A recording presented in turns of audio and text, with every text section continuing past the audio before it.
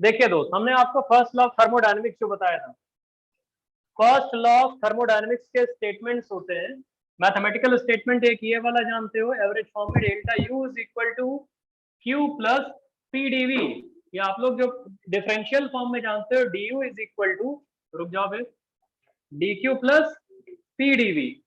और आपको डिराइव करके हमने एक और फर्स्ट लॉ ऑफ थर्मोडायनेमिक्स बताया हुआ है, यही स्टेटमेंट ही एंथैल्पी के टर्म्स में, D H is equal to D Q plus V D P. ये स्टेटमेंट्स अगर आपको मैथमेटिकली पता है तो आप ये समझ सकते हो यहाँ से कि अगर कांस्टेंट प्रेशर पे जो हीट सप्लाई की जाती है, अगर कांस्टेंट प्रेशर पे जितनी भी हीट सप्लाई करोगे किसी भी सिस्टम में, वो सारे के सारे सिस्टम की एंथैल्पी इंक्रीज करने में यूटिलाइज हो जाएगी। कांस्टेंट वॉल्यूम पे जितनी हीट सप्लाई करोगे किसी भी सिस्टम में, कांस्टेंट वॉल्यूम पे बता रहे हैं, वो सिर्फ और सिर्फ इंटरनल एनर्जी बढ़ाने में यूटिलाइज हो जाएगी। समझ रहे हो भैया?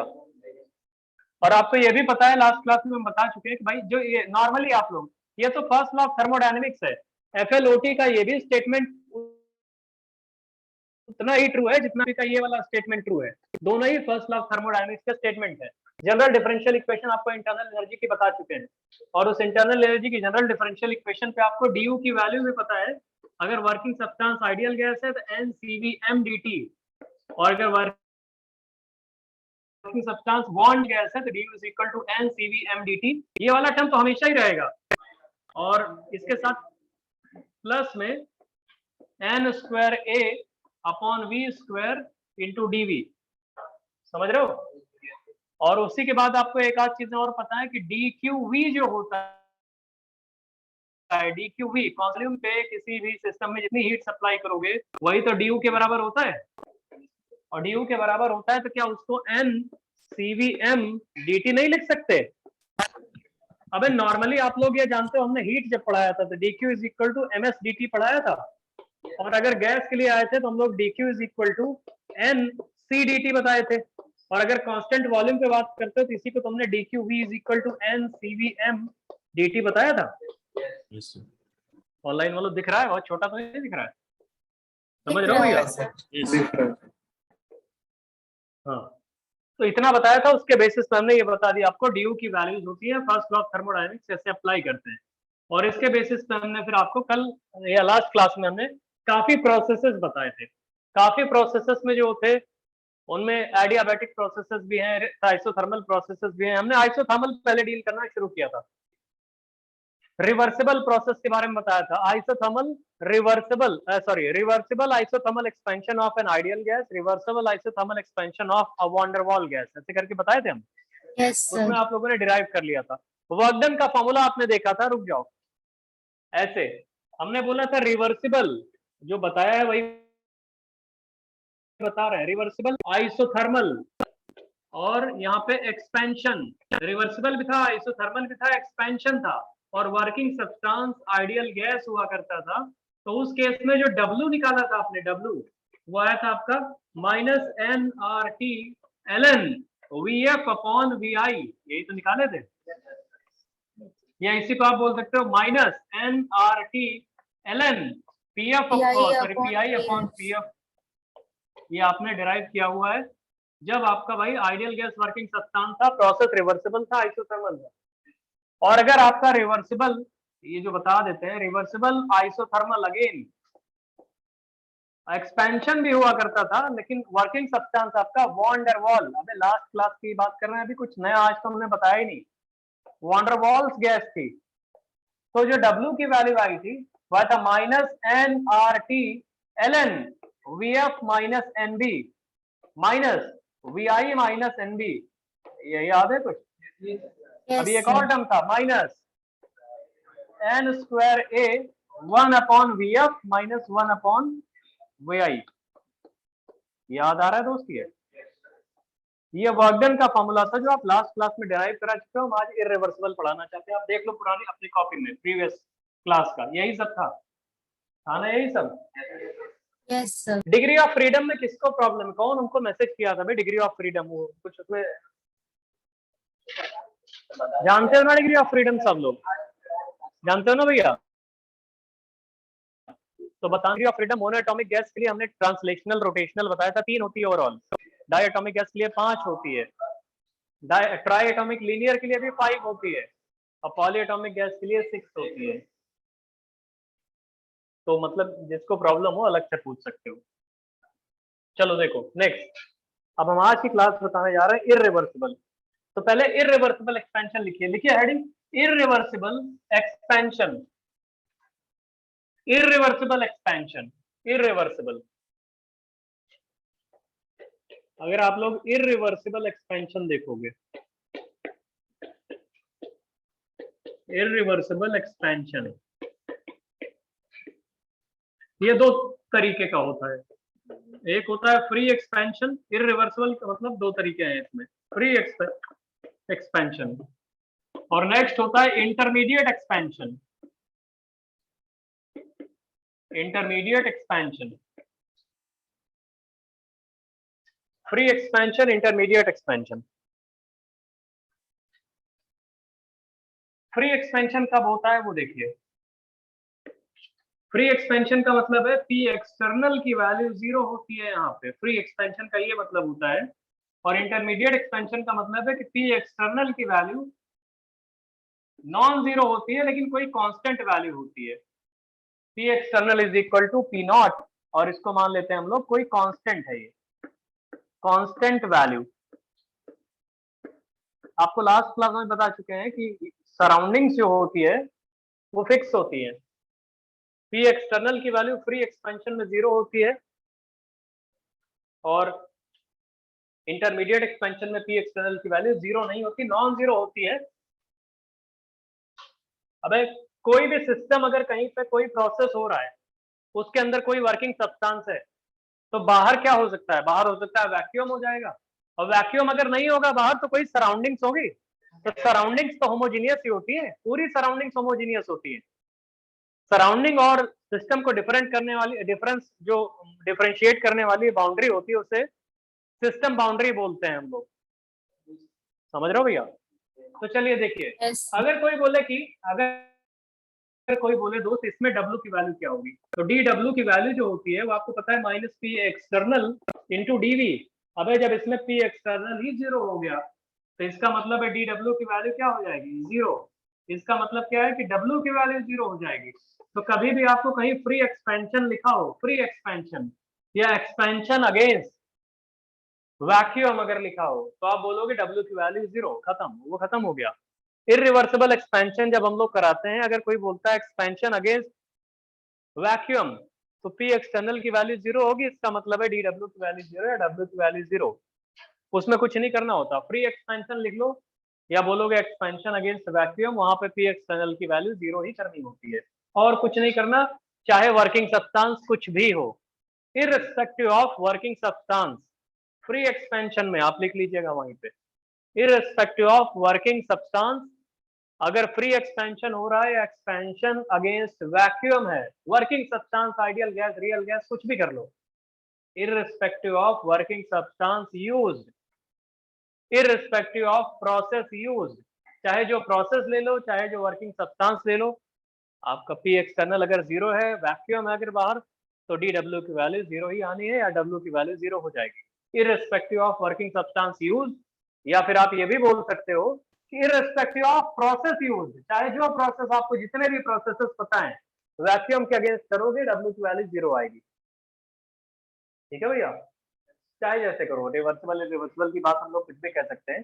कोई बोले फ्री एक्सपेंशन हम रिवर्सिबली करा रहे हैं, वैसे फ्री एक्सपेंशन रिवर्सिबली होता ही नहीं, ये इररिवर्सिबल का पोर्शन है ना। फ्री एक्सपेंशन करवा रहे हैं, प्रोसेस कोई भी है, आपको W की वैल्यू 0 लिखनी है। देखिए इंटरमीडिएट एक्सपेंशन में थोड़ा लफड़ा होता है कि अगर यहाँ पे dW की वैल्यू लिखोगे तो आता वो minus P external into dV ही है, लेकिन पी एक्सटर्नल की जो भी वैल्यू आती है कांस्टेंट आती है। तो अगर W लिखोगे तो W का मतलब इंटीग्रल dW, और इंटीग्रल का मतलब है कि माइनस पी एक्सटर्नल बाहर आ जाएगा जब वो कांस्टेंट वैल्यू है ना, और इंटीग्रल की वैल्यू क्या आ जाएगी? dV। तो P इंटीग्रल dV या W की वैल्यू जब हम लोग करेंगे तो minus P external into V final minus V initial.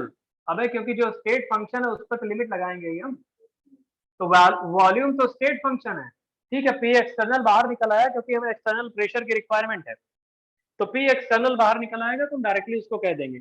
और ये आंसर भी अभी तक जो लिखा है ना हमने P external, sorry W is equal to minus P external into V F minus V I. तुम्हें क्या लग रहा है, आइसोथर्मल की नहीं है ये? अब इररिस्पेक्टिव ऑफ प्रोसेस यूज्ड, अगर प्रोसेस इरिवर्सिबली कराया गया है, इररिस्पेक्टिव ऑफ, चाहे आइसोथर्मल ले लो, आइसोबारिक ले लो, कुछ भी ले लो, एडियाबैटिक ले लो, ये W की value minus P external into V F minus V I आएगा। या W की वैल्यू हम इसको ऐसे ही बोल सकते हैं, W is equal to minus P external into delta V. W external is equal to minus P external into delta V. और ये फॉर्मूला जो W is equal to minus P external into delta V है, ये बिल्कुल भी depend नहीं कर रहा है कि प्रोसेस आपने आइसोथर्मली कराया है, आइसोबारिकली कराया है, जैसे भी कराया है, ठीक है, कुछ भी कराया है आपने, आंसर वही मिलेगा आपको। समझ में आ रहा है? वर्किंग सब्सटेंस से मतलब है इसको क्या, अब इसको भी वर्किंग, अच्छा आइडियल गैस ले लोगे तब भी कोई फर्क थोड़ी पड़ेगा। आइडियल गैस अगर लेते तो वो तो पी इंटरनल जब लिखते हैं तब इक्वेशन की जरूरत पड़ती है ना। अबे P internal P V is equal to NRT, अब वॉन डर वाल वाला पी प्लस वही A into N square by V square ऐसे करके तब जरूरत पड़ता, ठीक है। लेकिन वी एफ वी आई में थोड़ा सा फर्क पड़ता है एक्चुअली। अगर आइडियल गैस है तो वी एफ की value NRT upon P I करना पड़ेगा, एनआरटी अपॉन पी एफ, अभी बताते हैं इसको, है ना। लेकिन ये समझ में आ गया आपको कि कैसे निकालेंगे। इररिवर्सिबल प्रोसेसेस फार इजी होते हैं as compare to reversible processes, लेकिन लोग जब सॉल्यूशन करने बैठते हैं तो उनको ज्यादा डिफिकल्टी लगती है इसमें। बताते हैं, इररिवर्सिबल प्रोसेसेस काफी इजी होते हैं, एक एक करके बता रहे हैं आपको। इतना क्लियर हो गया आपको? अब आप लोग को हमने जो क्वेश्चन दिया था कि irreversible isothermal expansion of an ideal gas ऐसे करके दिया था, against constant external pressure zero या वैक्यूम ऐसे करके बताया था। क्वेश्चन नंबर 3 था, क्या था? सी पार्ट ना। Yes, सी sir. पार्ट हम फिर से, हाँ क्वेश्चन नंबर सी पार्ट आप लोग जाके फिर से पढ़िए, हम बता रहे हैं आपको। लिखा था वहां पे इररिवर्सिबल आइसोथर्मल एक्सपेंशन, इररिवर्सिबल भी था, आइसोथर्मल भी था, और एक्सपेंशन भी था, और वर्किंग सब्सटेंस क्या था? Ideal gas. और पी एक्सटर्नल की वैल्यू जीरो, अगेंस्ट किसके था? अगेंस्ट वैक्यूम था। देखिए इसी में सब कुछ हो गया, यहीं पे हो गया, देख लो भैया सब लोग। इररिवर्सिबल भी है प्रोसेस, आइसोथर्मल भी है, एक्सपेंशन भी है। सी पार्ट बता रहे हैं, वर्किंग सब्सटेंस आइडियल गैस है और अगेंस्ट वैक्यूम, तो वैक्यूम, तो यहाँ पे सबसे पहले डी डब्ल्यू की वैल्यू लिखोगे, तो क्या लिखोगे? Minus P external into DV, यही लिखोगे ना, minus P external into DV लिखोगे बे। और पी एक्सटर्नल की वैल्यू जीरो है तो यहाँ पे डी डब्ल्यू की वैल्यू क्या आ गई? जीरो नहीं आ जाएगी?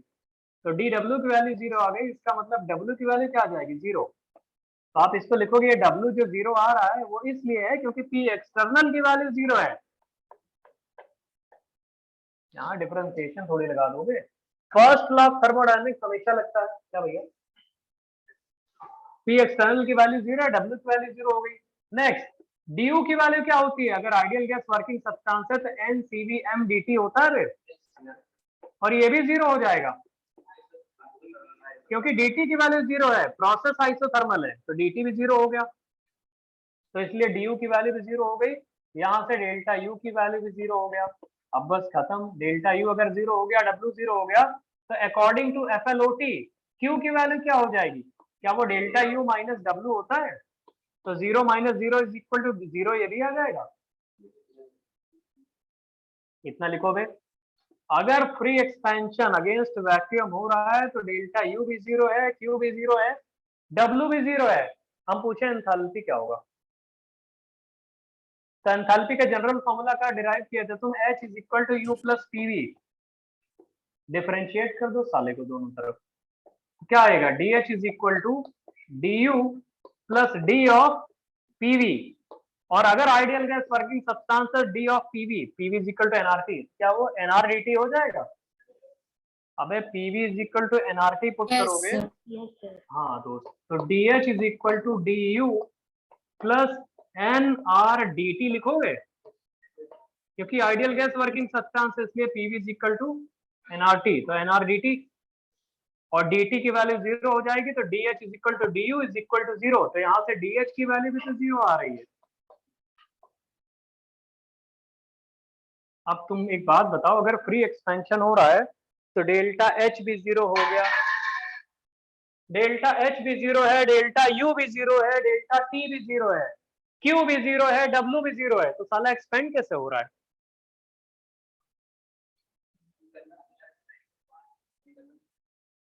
एंट्रोपी रीजन है इसका। डेल्टा जी नेगेटिव होगा।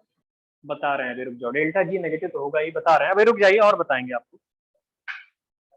अबे एक आइडियल गैस है, मान लो सपोज करो एक कंटेनर में रखी हुई है, dt 0 है, ये पता है, आइसोथर्मली कराया जा रहा है, p एक्सटर्नल 0 है, w भी 0 आ रहा है, डेल्टा u भी 0, डेल्टा h भी 0, q भी 0, सब कुछ 0 0 0, फिर भी एक्सपैंड हो रहा है।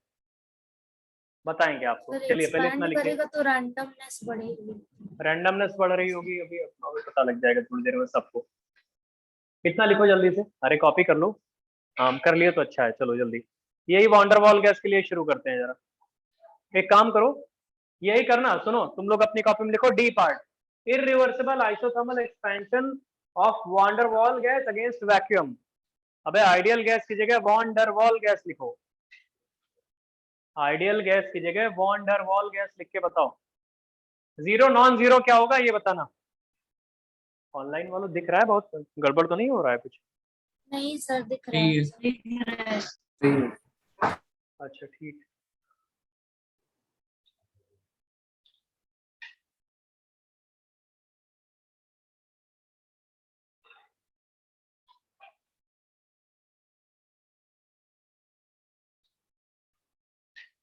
अबे वॉन्डरवॉल गैस है तो क्या करोगे?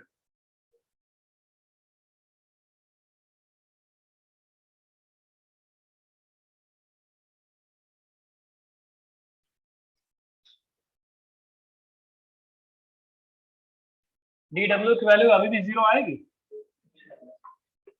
D W is equal to minus P external into D V. अब जब वैक्यूम के अगेंस्ट हो रहा है तो पी एक्सटर्नल की वैल्यू जीरो है, तो पी एक्सटर्नल अगर जीरो है तो डी डब्ल्यू की वैल्यू जीरो हो गई, कुछ कहना ही नहीं इसमें। और डी डब्ल्यू जीरो हो गया तो इसका मतलब हम W is equal to zero कह सकते हैं। लेकिन यहाँ पे डी यू की वैल्यू जीरो नहीं है, ये तो डी डब्ल्यू हो गया।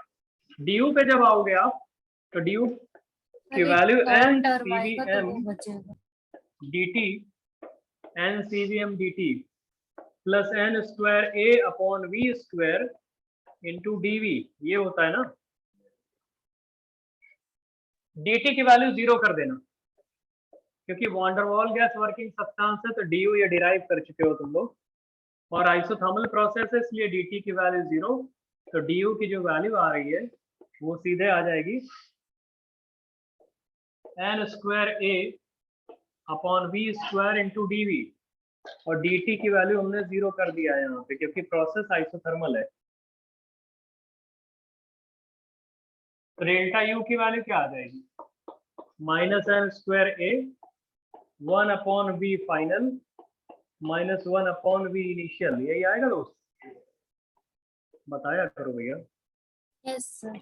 Yes sir. जब ये, हाँ डेल्टा यू इसका मतलब नॉन जीरो है, तो यहाँ से क्यू की वैल्यू क्या आएगी? क्या Q is equal to delta U के इक्वल आ जाएगा, और इसका मतलब क्यू भी तुम्हारा यही आ गया, minus N square. First law of thermodynamics से लिखा है into 1 upon V final minus 1 upon V initial. ठीक है भैया। डेल्टा एच यहाँ पे जीरो आएगा कि नॉन जीरो आएगा? डेल्टा एच एक्चुअली में नॉन जीरो आएगा, वो उसकी वैल्यू कैलकुलेट करेंगे बाद में, पहले डेल्टा एच नॉन जीरो आएगा उतना लिख लो। सर हाँ यार डेल्टा यू में वो माइनस साइन कहाँ से आया, कोई बता दीजिए। समझ गया भैया ये? अबे डेल्टा एच नॉन जीरो आएगा, आप कैसे लिखोगे? H is equal to U plus PV, U zero, U भी जीरो नहीं है, उधर पीवी का मल्टीप्लीकेशन भी जीरो नहीं है। कोई पूछ रहा है माइनस साइन कहाँ से आया, इंटीग्रेट करो भाई, D U is equal to क्या है, माइनस एन स्क्वायर ए और N square A upon V square. अच्छा okay, yes sir yes sir. Simple सा इंटीग्रेशन नहीं आता माइनस साइन में। चलो देखो दोस्त, अभी रुको, ए क्या बे साले क्या समझा रहा है उसको, हमसे पूछो।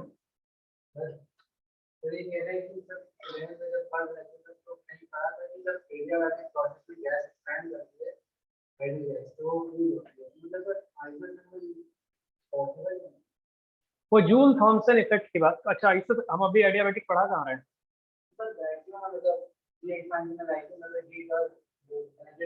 वहाँ कुछ और रीजन है, वहाँ जूल थॉमसन इफेक्ट की बात होती है, वहाँ कुछ और चीज होती है। जो आपने पढ़ा हुआ है जूल थॉमसन इफेक्ट पढ़ो, आपका कॉन्सेप्ट क्लियर हो जाएगा। देखो दोस्त, अब ये नॉर्मली चल रहा है, बाकी वाले करोगे इसके आगे।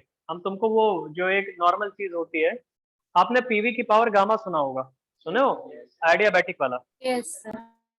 तो उसके पहले हम तुम्हें ये बता दें, हमने लास्ट क्लास में पूछा था work done in reversible isothermal expansion वो ज्यादा होता है, ये बात पूछे थे हम आपसे, करके आए हो गए? डब्ल्यू रिवर्सिबल का मैग्नीट्यूड ग्रेटर होता है डब्ल्यू इररिवर्सिबल के मैग्नीट्यूड से। इसको प्रूव करने को हमने बोला था, दिया नहीं दिया क्या तुम्हारे बैच? दिया ना? कर सकते इसको कि बता दें? हाँ?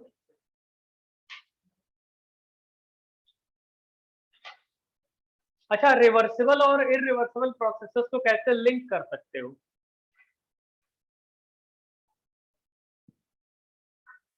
तो इसका मेथड वन लिखो, पहला method one.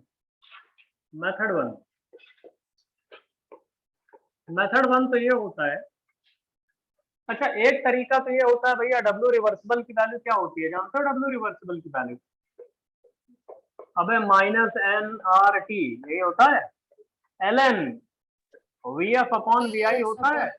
Yes sir. Isothermal के लिए हमने बोला था। कोई बोले सर डब्ल्यू इररिवर्सिबल में हम इसको जीरो ले सकते हैं, डब्ल्यू इररिवर्सिबल को जीरो ले सकते हो? लो यार बता नहीं रहा। Yes sir.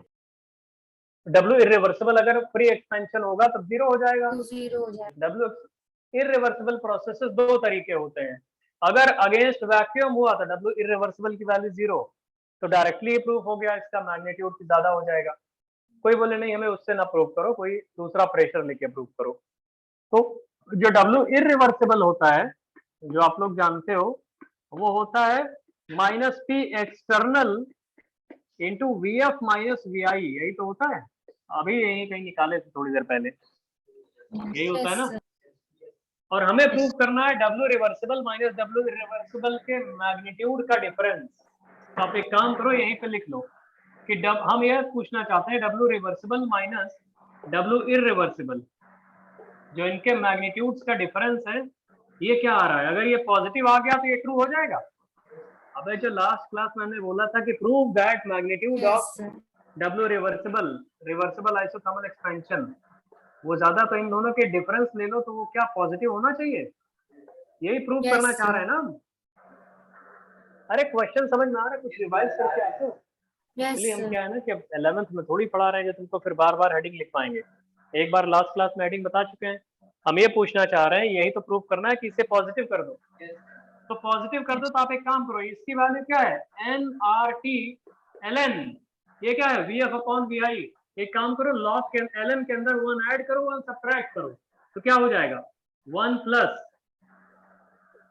क्या V F minus V I upon V I हो जाएगा ये लॉग के अंदर। लो यार बता नहीं रहा हूं। Yes sir. और माइनस में P external into V F minus V I आ जाएगा। अरे W reversible minus W irreversible को हम लिख रहे हैं। डब्ल्यू रिवर्सिबल क्या है? इसका मैग्नीट्यूड लोगे तो माइनस साइन हट जाएगा, और माइनस साइन हटने के बाद लॉग के अंदर हमने वन एल के अंदर वन ऐड कर दिया और वन सब्ट्रैक्ट कर दिया। तो एल के अंदर अगर वन ऐड करोगे और वन सब्ट्रैक्ट करोगे तो यही तो टर्म तो आएगा लॉग के अंदर। L N one plus x का एक्सपेंशन जानते हो? एक्सपेंशन जानते हो साले? L N plus one plus x का सुनो, बाइनोमियल वाला। बाइनोमियल अलग होता है, ये अलग होता है। वन माइनस एक्स की पावर माइनस वन जो होता है वो तो one plus x square by two ऐसे करके होता है। L N one plus X वाला पढ़ा था उसी चैप्टर में। हाँ उसमें पढ़ा होगा तुम लोगों ने। एल एन वाला, अब एक काम करो, सुनो तो हमारी बात सुनो, क्या करना है? एक्सपेंशन लिखोगे L N one plus x का, तो ये शायद मेरे ख्याल से आएगा X minus x square by two plus X cube by three. L N वालों में मेरे ख्याल से फैक्टोरियल नहीं आते, नॉर्मल वालों में फैक्टोरियल आते हैं ना नीचे, शायद ऐसा ही होता है, हमको बहुत ज्यादा नहीं पता, हम जस्ट आइडिया दे रहे हैं तुम्हें। तो जब इसका L N one plus x का एक्सपेंशन लिखोगे, शायद x minus x square by two जो भी आएगा, और यहाँ पे भी minus P external V F minus आएगा। तो सुनो तो बे, मान लो आ रहा है ये x प्लस एक्स, ऐसे सपोज करो, हमें एग्जैक्टली याद नहीं है क्या है, लेकिन मेरे ख्याल से जब ये प्रूव करना है तो ऐसे कुछ आएगा। रुक जाइए देख लीजिए, बाकी करेक्ट कर लेना अपने आप से। ln 1 प्लस एक्स का एक्सपेंशन सपोज करो आ रहा है x minus x square by two या plus x square by two, ऐसे करके आएगा कुछ, x plus x square by two, ऐसे V F minus V I upon V I का होल स्क्वायर इंटू टू, ऐसे करके आएगा 1/2 प्लस डैश डैश डैश, पूरा खत्म हो जाएगा आगे जाके। नहीं समझ रहा भैया? और माइनस में ये वाला टर्म तो बचा ही रहेगा, माइनस पी एक्सटर्नल वाला, P external into V F minus V I तो रहेगा ही। Yes sir. अरे बताया करो दोस्त। अब ये जाके पूरा जो टर्म बना हुआ है इसमें से एनआरटी वाला अलग ऐसे करो, N R T V F minus V I upon V I, तो एनआरटी अपॉन वी आई क्या वो पी आई होगा? अबे इनिशियल प्रेशर नहीं आएगा, एनआरटी अपॉन वी आई, ये ऐसे करके हायर टर्म्स को ओमिट कर दो। ओमिट इसलिए किया है क्योंकि we F minus V I की वैल्यू कम होगी और उसका स्क्वायर करोगे तो और कम हो जाएगा, वी आई पहले से ही ज्यादा है, तो बाकी वाले टर्म्स इसके कंपैरिजन में नेग्लेक्ट, हायर टर्म्स को ओमिट या नेग्लेक्ट कर सकते हैं। तो जो पहला वाला टर्म है एनआरटी अपॉन वी आई की वैल्यू पी आई हो गया, तो हम इसको ऐसे कह सकते हैं कि अप्रोक्सीमेटली ये वैल्यू जो आएगी P I into V F minus V I, और बाकी सब नेग्लेक्टेड, माइनस ये P external into V F minus V I, कह सकते हो बे। अब एक काम करो, V F minus V I की वैल्यू भले ही हमको पता है कि पॉजिटिव है, ये इंप्लाई करके बता रहे हैं, और पी अगर ये कॉमन ले लोगे तो P I minus P external आएगा ब्रैकेट में, बताओ दोस्त, नहीं समझ रहा हूँ? Yes sir. और ये दोनों का मल्टीप्लिकेशन पॉजिटिव आ जाएगा। फिर से सुन लीजिए, जिसको भी प्रॉब्लम है एक बार देख लो, ये पॉजिटिव है, पॉजिटिव लिखा है, फिर से सुनो। यहाँ पे देखो दोस्त, पहला तरीका हम प्रूव कर रहे हैं कि magnitude of work in reversible isothermal expansion is greater than magnitude of work in irreversible isothermal expansion. ये हमने लास्ट क्लास में क्वेश्चन दिया था, मैग्नीट्यूड का डिफरेंस। डब्ल्यू रिवर्सिबल ये आप निकाल चुके हो अभी थोड़ी देर पहले, डब्ल्यू इररिवर्सिबल की वैल्यू वो होती है for intermediate expansion assuming isothermal process और वर्किंग सब्सटेंस आइडियल गैस। वैसे होता सबके लिए ट्रू है, हमने भले ये लिखा हुआ है ना W reversible greater than W irreversible for ideal gas, ये प्रूव कर रहे हैं आइडियल गैस के लिए। किसी भी वर्किंग सब्सटेंस को ले लो, रियल गैस में वॉन डेर वाल गैस, वेरियल गैस, जो आपको गैस पता है कोई भी गैस ले लो, ये मैग्नीट्यूड हमेशा ज्यादा ही आएगा। रिवर्सिबल आइसोथर्मल एक्सपेंशन होना चाहिए, है ना, रिवर्सिबल आइसोथर्मल एक्सपेंशन किसी भी वर्किंग सब्सटेंस का, उसका मैग्नीट्यूड इररिवर्सिबल आइसोथर्मल एक्सपेंशन किसी भी वर्किंग सब्सटेंस वाले से ज्यादा ही आएगा। तो एक बार प्रूफ कर रहे हैं, वो आइडियल गैस लेके तुम रियल लेके भी प्रूफ कर सकते हो। आइडियल लेके आपको ये पता है W reversible is equal to this, W irreversible this. आप एक काम करो, ये ज्यादा प्रूफ करना है, इसका मतलब this minus this positive has to be positive value. तो ये क्या करेंगे, डब्ल्यू रिवर्सिबल का मैग्नीट्यूड लिखोगे तो ये N R T L N V F upon V I हमने लिख दिया। L N V F upon V I में हमने यही वन लॉग के अंदर वन ऐड किया, वन सब्ट्रैक्ट किया, तो ये बन जाएगा वन प्लस समथिंग समथिंग ऐसे। जो डब्ल्यू इररिवर्सिबल है जो इधर आ गया है माइनस में, तो उसको लिख दिया P external into V F minus V I, minus में लगाया डिफरेंस लेना है ना हमें। L N one plus x का एक्सपेंशन लिखोगे, जानते होगे X plus x square by two ऐसे करके कुछ होता है, plus X cube by three and so on. तो ये वाला तो पूरा हो गया, माइनस पी एक्सटर्नल वाला टर्म तो बचा रहेगा उधर। तो ठीक है, हायर टर्म्स को ओमिट कर दिया क्योंकि न्यूमरेटर काफी स्मॉल होता जा रहा है, उसका स्क्वायर उसका क्यूब और इवन और स्मॉल होता चला जाएगा। तो हमने क्या किया, इसको एक्सपेंड किया, तो एनआरटी अपॉन वी आई की वैल्यू एक तरह से पी आई हो जाएगा, आइडियल गैस वर्किंग सब्सटेंस है तो P I into V F minus V I plus higher terms को ओमिट कर दिया तो गायब हो गया, तो उधर वाला क्या बचा, P external into V F minus V I. अब V F minus V I common ले लो, volume final minus volume initial, तो बचेगा क्या, P I minus P external. अब अगर एक्सपेंशन हो रहा है, एक्सपेंशन हो रहा है तो कभी ना कभी थोड़ा बहुत डिफरेंस होगा, रादर पिस्टन ऊपर उठ तो रहा है, भले ही एक आध साल में पिस्टन ऊपर उठ रहा है, तो इसका मतलब पी इंटरनल की वैल्यू थोड़ी बहुत ज्यादा तो होगी ही पी एक्सटर्नल से। Yes, अबे पी sir. इंटरनल अगर एक्सपेंशन हो रहा है, भले ही रिवर्सिबली या इरिवर्सिबली धीरे धीरे हो रहा है, लेकिन थोड़ा बहुत तो ज्यादा होगा ही है, तो इसका मतलब P internal minus P external की वैल्यू क्या हो जाएगी, ये भी पॉजिटिव। और वी एफ फाइनल वॉल्यूम पक्का ऊपर उठ गया होगा, इनिशियल कम रहा होगा, तो ये भी पॉजिटिव, ये भी पॉजिटिव। एक तरीका तो ये होता है प्रूव करने का मैथमेटिकली। तो magnitude of work in W, magnitude of work in reversible isothermal expansion is always greater than magnitude of work in irreversible isothermal expansion। इसको as result याद करना है, रिजल्ट के तरीके इसको याद कर लो। और irrespective of working substance ये रिजल्ट ट्रू है, ऑल्दो हमने इसको आइडियल गैस वर्किंग सब्सटेंस लेके प्रूव किया हुआ है, याद कर लेना।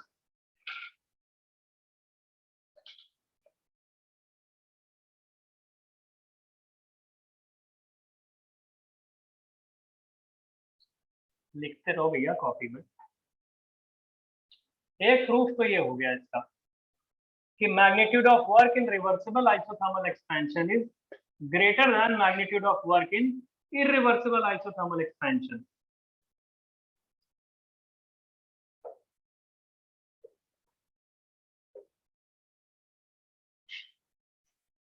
और ये positive positive positive. Graphical approach देख लो, थोड़ा सा एनालिटिकली स्ट्रांग हो जाओगे।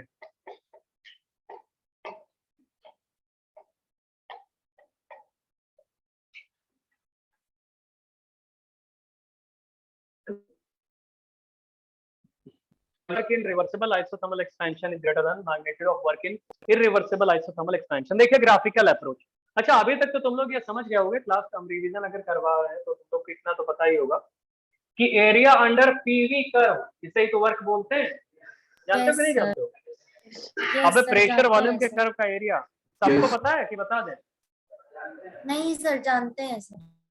अरे क्लासरूम वाले भैया कोई प्रॉब्लम नहीं, ठीक है। तो ग्राफिकल अप्रोच ये होती है, आपको पता है, सपोज करिए आइसोथर्मल प्रोसेस कैरिड आउट कर रहे हैं, ध्यान से देखना इसको, इरिवर्सिबली पहले कैरिड आउट कराते हैं, इरिवर्सिबली। इरिवर्सिबल का मतलब ये है लोग, अच्छा इसे कॉपी कर लिए, कॉपी कर लिए भाई,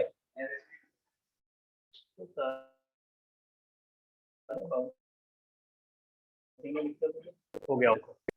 इसी क्वेश्चन को सॉल्व करने का ग्राफिकल या एनालिटिकल अप्रोच।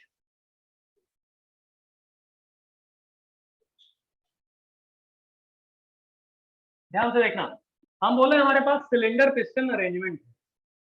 अब कोई हमने n मोल आइडियल गैस इसके अंदर ले लिया, n मोल आइडियल गैस ले लिया, इसको हम एक्सपैंड करा रहे हैं, n मोल आइडियल गैस है, सपोज करो यहाँ पे P इंटरनल है, हम बोल रहे हैं P इंटरनल की वैल्यू 10 एटमॉस्फेयर है, 10 एटमॉस्फेयर, ठीक है, और P एक्सटर्नल की वैल्यू 1 एटमॉस्फेयर है, 10 से 1 पे ले जा रहे हैं हम।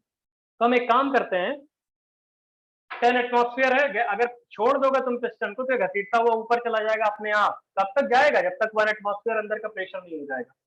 नहीं समझ रहे हो भैया? समझ रहे हैं सर। अगर यहाँ पे 10 एटीएम प्रेशर है, सपोज करो इंटरनल की बात कर रहे हैं, गैस की वजह से ये प्रेशर होगा, और बाहर है आपका 1 एटीएम प्रेशर, तो अगर आप पिस्टन को फ्री छोड़ दोगे कि चलो बेटा तुम्हें जो मन करना है वो करो, वो सारा 1 एटमॉस्फेयर तक ऐसे एक्सपेंड होता चला जाएगा, इतना एक्सपेंड होगा या इतना वॉल्यूम बढ़ा देगा इस गैस का कि बस कि प्रेशर 1 एटमॉस्फेयर हो जाए, है ना। अब एक तो उसे तो आपने छोड़ दिया, एक झटके में पहुंच गया, इरिवर्सिबली तो होगा, तेजी से फट से भाग जाएगा वो। अगर रिवर्सिबल कराना है तो तुम एक काम करोगे, इस पिस्टन को धीरे धीरे धीरे धीरे 2-4 साल में एक्सपेंड करके 1 एटमॉस्फेयर तक ले जाओगे। इरिवर्सिबली कराना है तुम एक काम करो, तुमने हाथ लगा के रोका होगा ना, हाथ हटा दो, अपने आप ऊपर की तरफ भाग जाएगा। अब हम तुमसे कह रहे हैं एक काम करिए,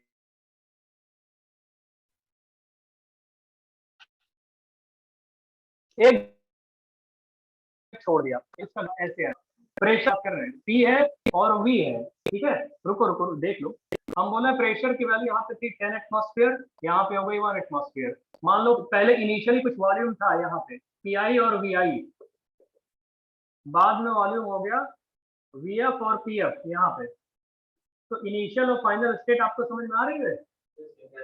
नहीं समझ रहा हो इनिशियल और फाइनल स्टेट? तो इनिशियल फाइनल स्टेट सपोज करो, मान लेते हैं यहाँ कैसे करें, तो 110 कर ले, ठीक है, हम मान लेते हैं कि पहले 10 एटमॉस्फेयर था, वॉल्यूम वी की वैल्यू 1 लीटर थी। ऐसे एक एग्जांपल के थ्रू समझा रहे हैं, और बाद में न्यूमेरिकल वैल्यू मत देखो। चलो यहाँ पे जो भी था हमारा वी आई और पी आई, ठीक है। यहाँ पे क्या हो गया, वी एफ और P F final, volume x axis है ना, इसलिए पहले लिख रहे हैं। ठीक है दोस्त, सबको समझ में आ रहा है? कोई पूछे वर्क डन कितना होगा इसमें? सर इन्हें ज्वाइन करेंगे फिर जो ट्रेपीजियम सॉर्ट ऑफ ओह। बनेगा उसको। बहुत बढ़िया, साले उल्टा पुल्टा बताते हो। वर्क डन की वैल्यू आती है इंटीग्रल डी डब्ल्यू, और डी डब्ल्यू की वैल्यू इंटीग्रल मतलब पी एक्सटर्नल इंटू डीवी आता है। तो पी एक्सटर्नल इंटू डीवी अगर करोगे तो पी एक्स किस एक्सटर्नल प्रेशर के अगेंस्ट ये सब हो रहा है, पी फाइनल, तो इसकी वैल्यू क्या, minus P final into delta V आएगी, V final minus P initial. इसमें पी इनिशियल का कोई रोल ही नहीं है, ये आएगी वैल्यू। समझे कि नहीं समझे? Yes. Area under the curve तो सब लेते हो साले तुम लोग, जो यही तुम पूछना चाह रहे हो। वो सिर्फ रिवर्सिबल के केस में होता है, जब तुम्हें पाथ पता होता है। जब पाथ नहीं पता होता है तो सीधे पी एक्सटर्नल इंटू डीवी लिखते हो। हमने पूछा था एरिया अंडर द कर्व जानते हो, तो तुम लोग को ये बोलना चाहिए था हाँ जानते हैं, रिवर्सिबल के केस में होता है, तभी तो तुम लोग मतलब आधा पूरा बताते हो। Area under PV curve work done सब रिवर्सिबली कैरिड आउट होता है, और एरिया अंडर पीवी कर्व तभी आपको लिखना भी चाहिए जब इरिवर्सिबली कैरिड आउट हुआ है। तो पाथ कहाँ पता है आपको? तो जब पाथ नहीं पता है तो against constant external pressure P final ये एक्सपेंशन हुआ है, तो उसको पी फाइनल ऐसे माइनस पी फाइनल जो पी एक्सटर्नल है into V F minus V I करना पड़ेगा। और P final into V F minus V I क्या ये वाला नहीं है साले, ये एरिया देखो तो यही एरिया है। Yes sir. Yes sir. तो अगर प्रोसेस एक झटके में इरिवर्सिबली कराया गया तो एरिया अंडर द कर्व कुछ नहीं आएगा। जब तुम्हें कर्व ही नहीं पता साले एरिया कैसे निकालोगे? तो आपको इरिवर्सिबल वाला इंटरमीडिएट एक्सपेंशन वाला कॉन्सेप्ट यूज करना पड़ेगा, और आपको देखना पड़ेगा कि उसकी value area under the curve ये आएगी, तो ये आएगा मतलब ये वैल्यू आएगी। लकीली वो इतना सा एरिया दिख रहा है, वो उसकी वैल्यू यही है। ठीक है दोस्त, इरिवर्सिबल में ऐसे लिखेंगे ये वाला होता है। अभी रुकिए, ये कॉपी कर लिए, जहां पे ये लिखे हो वहां पे लिख लो सिंगल स्टेप इरिवर्सिबल एक्सपेंशन। लिखिए single step irreversible expansion, single step irreversible expansion, यही वाली चीज है ये जो हमने अभी पढ़ाया है आपको। अगर इरिवर्सिबल एक्सपेंशन सिंगल स्टेप में कराया जाए, सिंगल स्टेप में, तो ये वर्क की वैल्यू आएगी, और ना ये एरिया अंडर द कर्व है किसी का, कोई कुछ नहीं। आपको सिंपल सा फॉर्मूला यूज करना है ओरिजिनल वाला, समझ रहे हो भैया? Single step irreversible expansion. अब हम एक काम करते हैं, सुन तो लोगे, ये कॉपी कर लिए? अब सुनिए, यस। हाँ रुकिए, अभी हम यहीं पे आपको बताने जा रहे हैं टू स्टेप इरिवर्सिबल एक्सपेंशन। थोड़ी देर देखो, पहले हमको बताने दो इरिवर्सिबल एक्सपेंशन, हम टू स्टेप का बताने जा रहे हैं। यही सेम प्रोसेस है। हमने क्या किया, सेम प्रोसेस को दो स्टेप में कैरिड आउट कराया। हमने क्या बोला है, प्रेशर वॉल्यूम ग्राफ लेके हमने क्या बोला, इनिशियली कोई प्रेशर और वॉल्यूम था वी आई और पी आई, ऐसे में V I comma P I की वैल्यू इनिशियली हुआ करती थी, ये पोजीशन था। ठीक है, गैस का वही 10 एटमॉस्फेयर वो जो भी है। हमने क्या किया, ऐसे पिस्टन पे एक काम किया, ध्यान से सुनो साले, ऐसे पिस्टन हमारी तरफ देखो, इधर देखो, नहीं दिखेगा नहीं ऑनलाइन वालों को। ये पिस्टन है, यहाँ पे हाथ लगा के रखा, हमें पता है अंदर 10 एटमॉस्फेयर है, बाहर 1 एटमॉस्फेयर है। हम एक काम करते हैं, जानबूझ के हाथ अपना वहां पर रख देते हैं कि जैसे 10 से 5 हो जाए। हम मतलब क्या करें, इस पिस्टन को एक बार छोड़ते हैं कि 10 एटमॉस्फेयर से 5 एटमॉस्फेयर पहुंच जाए, वहां रुक जाए पिस्टन, हमारा हाथ लगा हुआ रुक जाए, फिर हमने छोड़ दिया, फिर 1 पे पहुंच जाए। तो 2 स्टेप इरिवर्सिबल प्रोसेस हुआ, एक एक स्टेप करके छोड़ा हमने।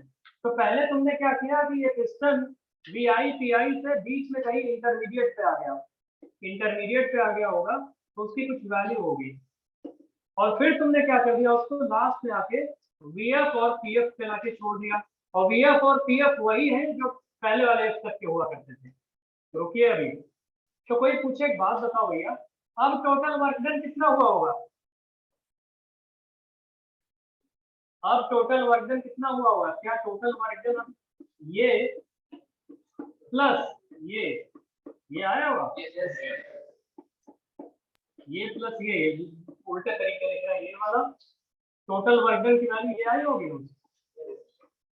कुछ बोले सर कैसे किया आपने? सुनो सुनो सामने, यहाँ पे मान लेते हैं कोई वीओ और पीओ, सपोज करिए वीओ पीओ इस जगह पे मान लेते हैं।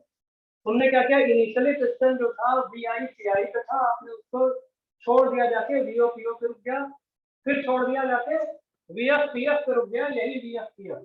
इनिशियल और फाइनल स्टेट अभी भी सेम है, लेकिन वहां एक झटके में छोड़ दिया था और यहाँ पे क्या कर दिया हमने, 2 स्टेप्स में किया। तो एक बात बताइए दोस्त, रुक जाओ सुनाएंगे मुझे रानी। एक बात बताओ, इसमें W2 लिखोगे, W1 प्लस W2, तो W1 प्लस W2 की जो वैल्यू होगी वो टोटल W होगा, और उसकी वैल्यू जो आएगी पहले वाले में किस एक्सटर्नल प्रेशर के against, minus PO external pressure के अगेंस्ट, और ये वीओ माइनस वीआई हुआ है वर्क। और साथ में ही अभी आपको एक और चीज लिखनी पड़ेगी इसके बाद वाली चीज, माइनस पीएफ एक्सटर्नल प्रेशर के अगेंस्ट। नहीं समझ रहे हो? वीएफ माइनस वीओ, ये वर्क हुआ है, दोनों का वर्क आएगा। इसका मतलब अगर सिंगल स्टेप इरिवर्सिबल प्रोसेस करा रहे हो और 2 स्टेप इरिवर्सिबल प्रोसेस करा रहे हो, तो जो एरिया अंडर द कर्व है वही अपने आप साफ साफ बता रहा है कि वर्क डन जितने ज्यादा इरिवर्सिबल प्रोसेस के स्टेप्स बढ़ाते चले जाओगे, इरिवर्सिबल प्रोसेस के जितने ज्यादा स्टेप्स बढ़ाते चले जाओगे, वर्क डन की वैल्यू बढ़ती चली जाएगी। समझ में आ रहा है? Yes, sir. इतना कॉपी करो जल्दी से। Yes. इरिवर्सिबल, पहले ये लिखो जल्दी, इतना कॉपी करो। अभी थर्ड वाला भी बता रहे हैं आपको। हमने बोला एक गैस है किसी पर्टिकुलर प्रेशर पे, उसको हम किसी फाइनल प्रेशर पे ले जाना चाहते हैं। इनिशियल प्रेशर सेम है, फाइनल प्रेशर सेम है, लेकिन कई स्टेप्स में, एक बार सिंगल स्टेप में लेगा, एक बार 2 स्टेप में, एक बार 3 स्टेप में, एक बार 4 स्टेप में, इरिवर्सिबली। अभी रिवर्सिबल की बात नहीं की हमने, इरिवर्सिबली एक बार सिंगल स्टेप में लेगा, इरिवर्सिबली एक बार 2 स्टेप में, इरिवर्सिबली एक बार 3 स्टेप में, एक बार 4 स्टेप में। तो आपने देख लिया कि अगर इरिवर्सिबल प्रोसेस के स्टेप्स बढ़ाते रहोगे, इरिवर्सिबल प्रोसेस के स्टेप्स बढ़ाते रहोगे, तो वर्क डन की वैल्यू बढ़ती चली जा रही है, मैग्नीट्यूड ऑफ वर्क बढ़ता चला जा रहा है, नहीं बढ़ रहा है। अब इरिवर्सिबली अगर सिंगल स्टेप में कराओगे, मैग्नीट्यूड ऑफ वर्क बढ़ जाएगा। इरिवर्सिबली अगर 2 स्टेप में कराओगे, मैग्नीट्यूड ऑफ वर्क रादर उससे ज्यादा हो जाएगा। इरिवर्सिबली अगर 3 स्टेप में कराओगे तो अभी और बढ़ जाएगा। अभी दिखाते हैं तुम्हें, पहले इतना 2 करे कॉपी, हम तीसरा वाला अलग से बताते हैं। कर लिया सर। अच्छा ठीक है, रुको ऐसे बना लो, आपको दिख रहा है 2 स्टेप वाला।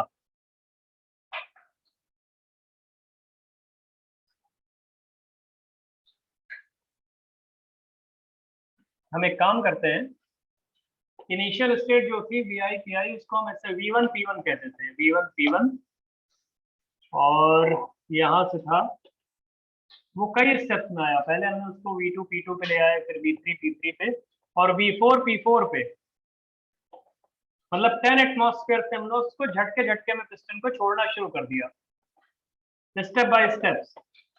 सुनिए, प्रोसेस इरिवर्सिबल है। हम क्या कर रहे हैं, पहले V1 P1 था, हम फाइनली उसको V2 P2 पे लेके आ रहे हैं। ठीक है, हाँ ठीक है, V2 P2 पे हमारा लाना पर्पस है, V2 P2 पे, लेकिन कई स्टेप्स बीच में लगा दिए, V3 P3 बीच में आ गया, V4 P4 बीच में आ गया। तो इरिवर्सिबल एक्सपेंशन जब आप करा रहे हो, तो वर्क डन जो एरिया आएगा, क्या एरिया अलग अलग आएगा सबका? पहले स्टेप का एरिया इतना सा आएगा, दूसरे स्टेप का जब एरिया निकालोगे तो क्या ये वाला एरिया आएगा? Yes sir. यस।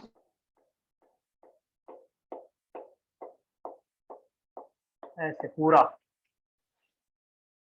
थर्ड वाला जो आएगा वो ऐसे, जो हॉरिजॉन्टल कर दो इसको ऐसे, ये तो एरिया और ज्यादा आता जा रहा है। नहीं समझ रहे हो भैया? अगर इनिशियल स्टेट पिस्टन की सेम है और फाइनल स्टेट पिस्टन की सेम है, तो हम जितने ज्यादा नंबर ऑफ स्टेप्स इरिवर्सिबली बढ़ाते जाएंगे मैग्नीट्यूड ऑफ वर्क बढ़ता चला जाएगा। देखो इस केस में वर्क की वैल्यू क्या आएगी, डब्ल्यू टोटल, सुनो बे, इस केस में डब्ल्यू टोटल की वैल्यू ऐसे आएगी, P3 प्रेशर के अगेंस्ट आपने कितना एक्सपेंड करने के लिए छोड़ रखा था उसको, P3 प्रेशर के, V3 minus V3 minus V। और फिर P4 प्रेशर के अगेंस्ट कितना छोड़ रखा है तुमने उसको एक्सपेंड हो जाए, V4 माइनस V3, और तुमने P2 प्रेशर के अगेंस्ट कितना छोड़ रखा है, V2 माइनस V4। ये टोटल वर्क आएगा लास्ट वाले का।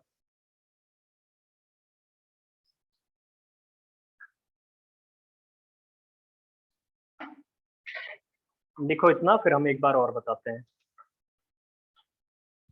एक बार इसको फिर से बताएंगे, फिर हम वाइंड अप कर देंगे अभी।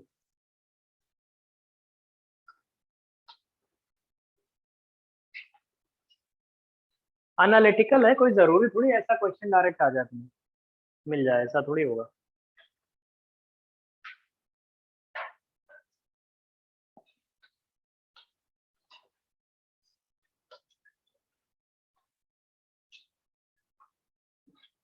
कॉपी कर लो इसको भैया जल्दी से, फिर बताएं। अब चलिए हम बताते हैं आपको, जल्दी कॉपी कर लिया आप लोगों ने? अच्छा उससे बनाओ यार, बहुत धीमे लिखते हो भाई।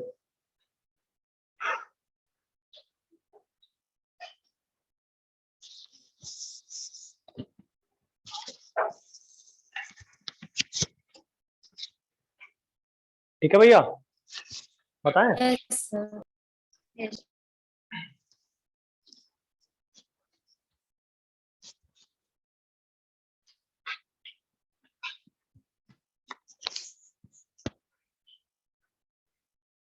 देखो दोस्त, फिर से बताते हैं। हमने ये बोला है कि एक गैस है जो 10 एटमॉस्फेयर पे रखती है, सराउंडिंग प्रेशर 1 एटमॉस्फेयर है। अगर आपने सिंगल स्टेप में इसको 10 से 1 मतलब 10 पे आपने पिस्टन को फ्री छोड़ दिया, चलो साले तुम जाओ जहां जाना है, तो पिस्टन ऊपर उठता चला जाएगा, आखिरी में रुकेगा कहां पे, जब गैस के अंदर का प्रेशर भी 1 एटमॉस्फेयर हो जाएगा, क्योंकि बाहर का कितना है 1। तो सिंगल स्टेप में, एक ही स्टेप में बी इनिशियल पी इनिशियल से मतलब 1 एटमॉस्फेयर, सॉरी 10 एटमॉस्फेयर से 1 एटमॉस्फेयर पहुंच जाओगे। तो कोई पूछे वर्क क्या होगा, तो उसके लिए formula minus P into D V लगाओगे, ये फॉर्मूला यूज करोगे जो डिफाइंड फॉर्मूला है, P F into V F minus V I. और लकीली अगर उसको ग्राफ टाइप से लिखना चाहते हो तो क्या वो इस ग्राफ में आराम से समझाया जा सकता है कि भैया जो P F into V F minus V I है, ये रेक्टेंगल, इसी रेक्टेंगल का एरिया ही तो आएगा, तो उसको पीवी में ऐसे बता दिया। फिर लोगों ने क्या बोला कि 10 एटमॉस्फेयर है और यहाँ पे 1 एटमॉस्फेयर है, हम एक काम करते हैं, पिस्टन को छोड़ देते हैं, पिस्टन उठना शुरू हुआ, हमको जैसे लगा बैरोमीटर ने हमको 5 एटमॉस्फेयर रीडिंग बताया, हमें हाथ लगा दिया, रुक जा साले, वहीं पे रुक जाएगा पिस्टन, 5 पे रोक दिया, फिर देखा हमने 5 है, फिर छोड़ दिया पिस्टन को, बोला अब जाओ तुम्हें जहां जाना है, वो जाके 1 पे फिर रुक जाएगा, तो उसे बोलेंगे 2 स्टेप में हो गया ना। 10 एटमॉस्फेयर से शुरू हुआ था, 5 पे आपने रोका था एक बार, तो उस जब 5 पे रोक दिया था तो पिस्टन को ये लगेगा हमें भैया वर्क करना है against constant external pressure 5। Piston को क्या फील हुआ होगा, अबे 10 एटमॉस्फेयर से 5 एटमॉस्फेयर पे जा रहे हो, तो पिस्टन को फील हुआ होगा फाइनल प्रेशर क्या है 5, तो एक्सटर्नल प्रेशर क्या उसको फील होगा 5। 5 एक्सटर्नल प्रेशर के अगेंस्ट तुम एक्सपेंशन करवा रहे हो ना पहले वाले स्टेप में, तो पिस्टन इतने वाले स्टेप में जब जाओगे 10 एटमॉस्फेयर से 5 पे, तो वर्क डन की वैल्यू क्या आ जाएगी 10 इंटू वही जो वॉल्यूम है, तो इतना सा एरिया आएगा रेक्टेंगल का। और 5 से फिर पिस्टन को छोड़ दिया तुमने 1 के लिए, तो फिर इतना सा एरिया और ऐड हो जाएगा, ये पूरा एरिया। नहीं समझ रहा हो भैया, क्योंकि इस एक्सटर्नल Yes। प्रेशर के अगेंस्ट हो जाएगा ना दोस्त, क्लियर है, हो जाएगा इतना। Yes।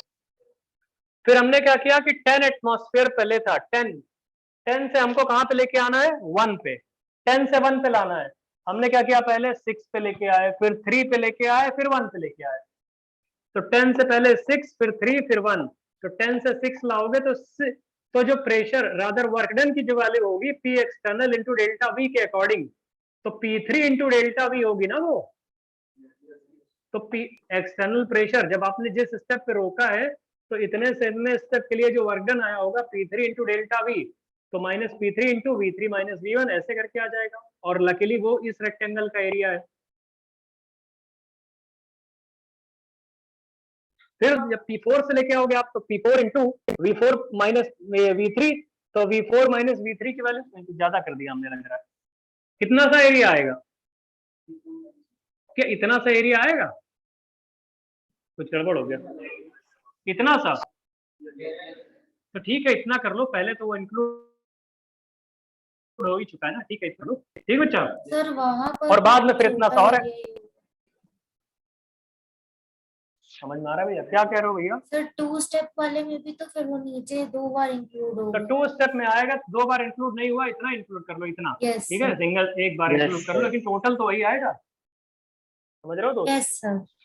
अच्छा, तो ये आपको समझ में आ गया कि जितने ज्यादा इररिवर्सिबल स्टेप्स बढ़ाते जाओगे, अगर हम लोग 10 एटमॉस्फेयर पे इंटरनल कोई गैस है, आप उसको 10 से 9 फिर 8 फिर 7 फिर 6 5 4 3 2 1 तक लेके जाओगे, तो और ज्यादा एरिया आ जाएगा। बताओ, इसका मतलब इररिवर्सिबल स्टेप्स जैसे जैसे बढ़ाते जाओगे, मैग्नीट्यूड ऑफ वर्क बढ़ता चला जाएगा। ठीक, अब हम आपसे ये कहना चाहते हैं कि यही सेम चीज है जो 10 एटमॉस्फेयर है। 10 एटमॉस्फेयर इनिशियली प्रेशर था, फाइनली कितना है? 1 एटमॉस्फेयर। आप एक काम करो, 10 एटमॉस्फेयर से पहले 9.99999 एटमॉस्फेयर जैसे ही होगा, पिस्टन रोक देना। मतलब हर एक 0.0 एटमॉस्फेयर 0.01 एटमॉस्फेयर पे पिस्टन रोकते जाओ, तो पिस्टन को क्या लगेगा? साले बेवकूफ समझ रखा है हमको, मतलब हर बार रोके जा रहे हो, तो पिस्टन को ये लगेगा ऐसे ही।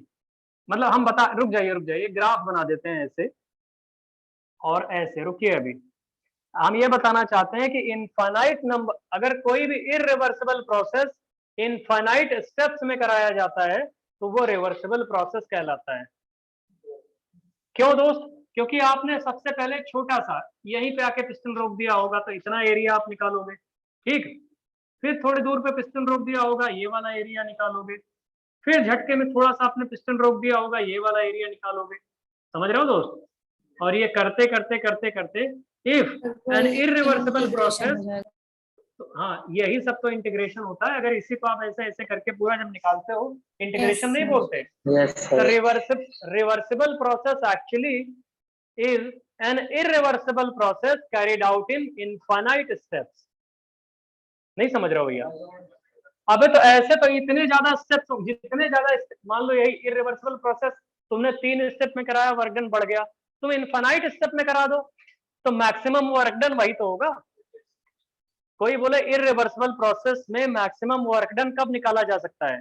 जब कोई इररिवर्सिबल प्रोसेस इनफाइनाइट स्टेप में करा दो, मतलब तुरंत ही तुरंत रोकते जाओ। ऐसे ऐसे जो ब्लॉक्स बनेंगे, रेक्टेंगुलर ब्लॉक्स, क्या इनफाइनाइट नंबर ऑफ ब्लॉक्स बनेंगे ऐसे छोटी छोटी स्ट्रिप्स? और वो छोटी छोटी स्ट्रिप्स एक्चुअली में इंटीग्रेशन ही तो होता है पूरा। ये नहीं समझ रहे हो भैया?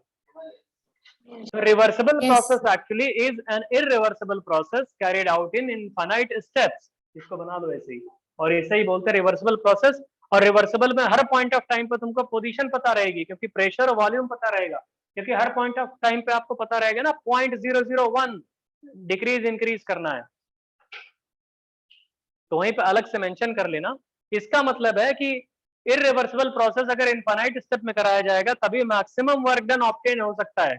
और इररिवर्सिबल प्रोसेस इनफाइनाइट स्टेप का मतलब रिवर्सिबल प्रोसेस होता है। रिवर्सिबल ही तो होगा जिसको ग्राफ के फॉर्म में प्लॉट कर सकते हो। हर पॉइंट ऑफ टाइम पे तुमको वॉल्यूम और प्रेशर पता रहेगा, हर पॉइंट ऑफ टाइम पे।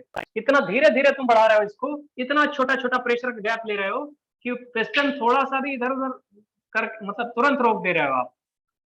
0.0001 का प्रेशर चेंज हुआ, आपने पिस्टन रोक दिया।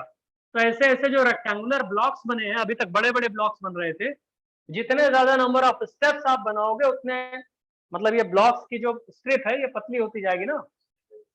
इनफाइनाइट नंबर ऑफ ब्लॉक्स अगर बना लोगे इसी में इतनी डिस्टेंस पे, तो उसी को तो हम लोग बोलते हैं इंटीग्रेट कर दो पूरा एरिया अंडर पीवी कर्व। तभी तो बोलते हैं स्टेट फंक्शन है वो। मतलब एक तरह से हर पॉइंट ऑफ टाइम पे तुम्हें सब कुछ पता रहेगा। ये एनालिटिकल अप्रोच होती है समझने की कि magnitude of work in reversible isothermal expansion is greater than magnitude of work in irreversible isothermal expansion, क्योंकि जब आपने reversible isothermal expansion word use कर लिया, इसका मतलब एक इररिवर्सिबल प्रोसेस को इनफाइनाइट स्टेप में कराओगे, उससे ज्यादा स्टेप थोड़ी हो सकते हैं, इनफाइनाइट स्टेप में कराओगे, इसका मतलब इनफाइनाइट नंबर ऑफ स्ट्रिप्स को आपको ऐड करना है, इनफाइनाइट नंबर ऑफ स्ट्रिप्स, जो रेक्टेंगुलर स्ट्रिप्स बनी है इनका एरिया को ऐड करना है, तो infinite number of rectangular strips के एरिया को ऐड करने का मतलब इंटीग्रेशन ही तो बोलते हैं, एरिया अंडर पीवी कर्व ही तो बोलते हैं, समझ गए? तो अब तुम्हें Yes, प्रूफ sir. करने की जरूरत नहीं है, तुम्हें एनालिटिकली सब कुछ पता लग गया कि ये जो साला रिवर्सिबल प्रोसेस होता है एक्चुअली में वो इररिवर्सिबल प्रोसेस ही है इनफाइनाइट स्टेप में, है ना भैया? दोस्त समझ में आ रहा है? बहुत बढ़िया, बनाओ इसको जल्दी।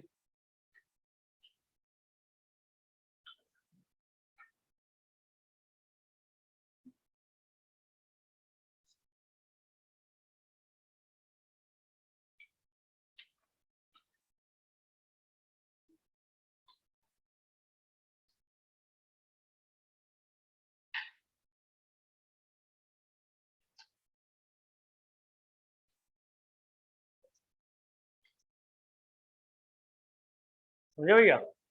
ये हो गया? और क्या बता रहे थे? अब सुनो, चलिए ये हो गया, जितने भी क्वेश्चन दिए थे ऑलमोस्ट हो जाएंगे वो, ठीक है? वॉन्डर वॉल वाली चीजें ही तो हैं, और क्या है उसमें?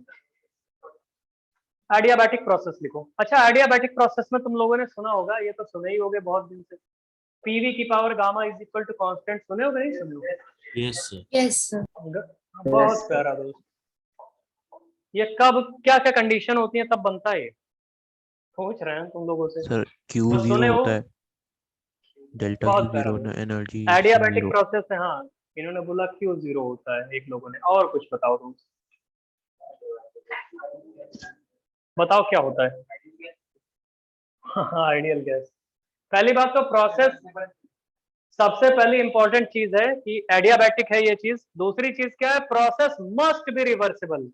तीसरी चीज है working substance must be ideal gas. अगर वॉन डेर वाल गैस हुआ तब क्या होगा ये प्रोसेस बताओ, इरिवर्सिबल हुआ तब क्या होगा? तो पहले लिखो नहीं, ऐसे ही अगर जानते हो तो हम तुम्हें बता रहे हैं ना, क्योंकि तुम 11 12 में पढ़ चुके हो, हम तो रिवीजन करवा रहे हैं, इसी में थोड़ा एलेबोरेट करते हैं। लिखिए लिखिए, applying first law of thermodynamics, write down, जल्दी करो। Applying first law of thermodynamics, applying first law of thermodynamics in,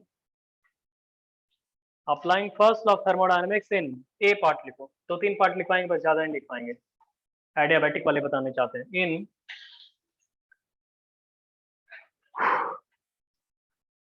reversible, in reversible adiabatic expansion of, reversible adiabatic expansion of an ideal gas, reversible adiabatic expansion of an ideal gas, reversible adiabatic expansion of an ideal gas, ठीक है? दूसरा वाला लिखो,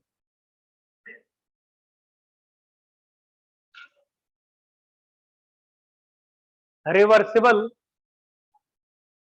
adiabatic expansion of a van der Waal gas, reversible adiabatic expansion of a van der Waal gas, reversible adiabatic expansion of a van der Waals gas, है ना दोस्त? Third वाला लिखो। अच्छा, वैक्यूम वाला अब नहीं कराएंगे, है ना? अगेंस्ट वैक्यूम बहुत इजी होता है यार, उसमें क्या है, पी एक्सटर्नल 0 करना है, डी डब्ल्यू की वैल्यू 0 हमेशा करनी होती है, बार बार यही कराएंगे, तुम लोग पढ़ चुके हो सब कुछ, 11th में थोड़ी होती वही पढ़ा है।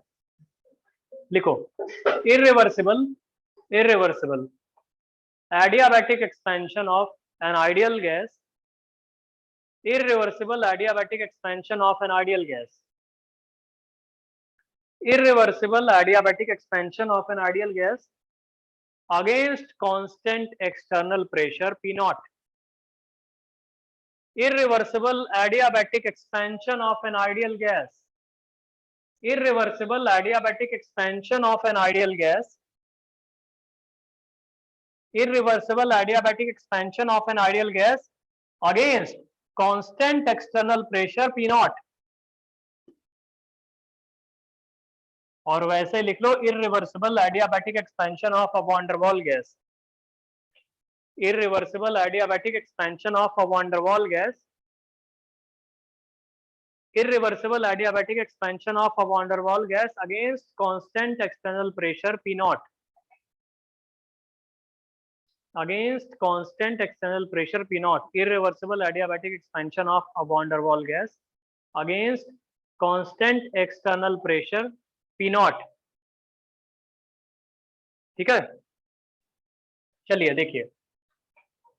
अच्छा, जितने भी एडियाबैटिक, चलिए ए पार्ट आपको बता रहे हैं। अगर एडियाबैटिक प्रोसेस है तो डी क्यू की वैल्यू क्या हो जाएगी, 0।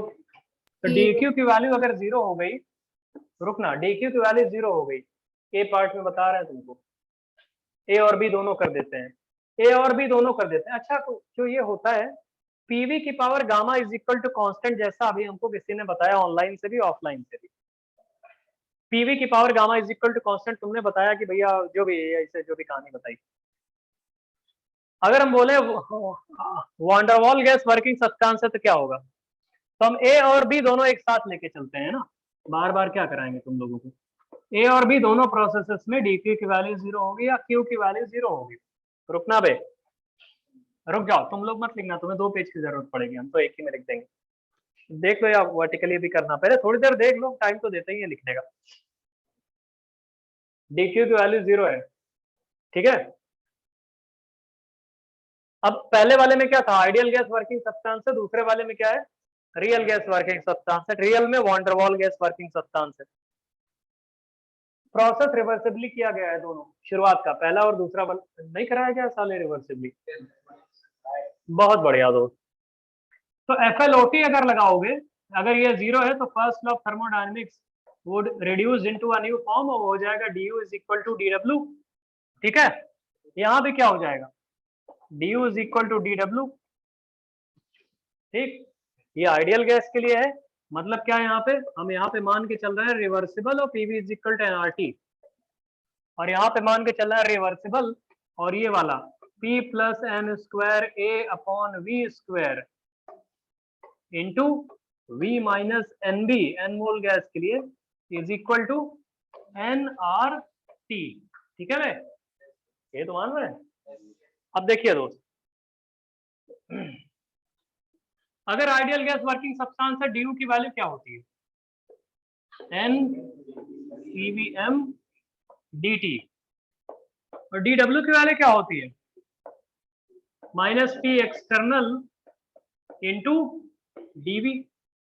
अब अगर प्रोसेस रिवर्सिबल है, हमने पहले ही दोनों क्वेश्चन में रिवर्सिबल दिए हुए हैं, तो P एक्सटर्नल की वैल्यू P इंटरनल, और P इंटरनल की वैल्यू आप nRT बाई V इनिशियल लिखोगे, तो n कट गया तो एक तरफ आ जाएगा left side CVm upon R और dt अपॉन T, बहुत इजी सा है, is equal to minus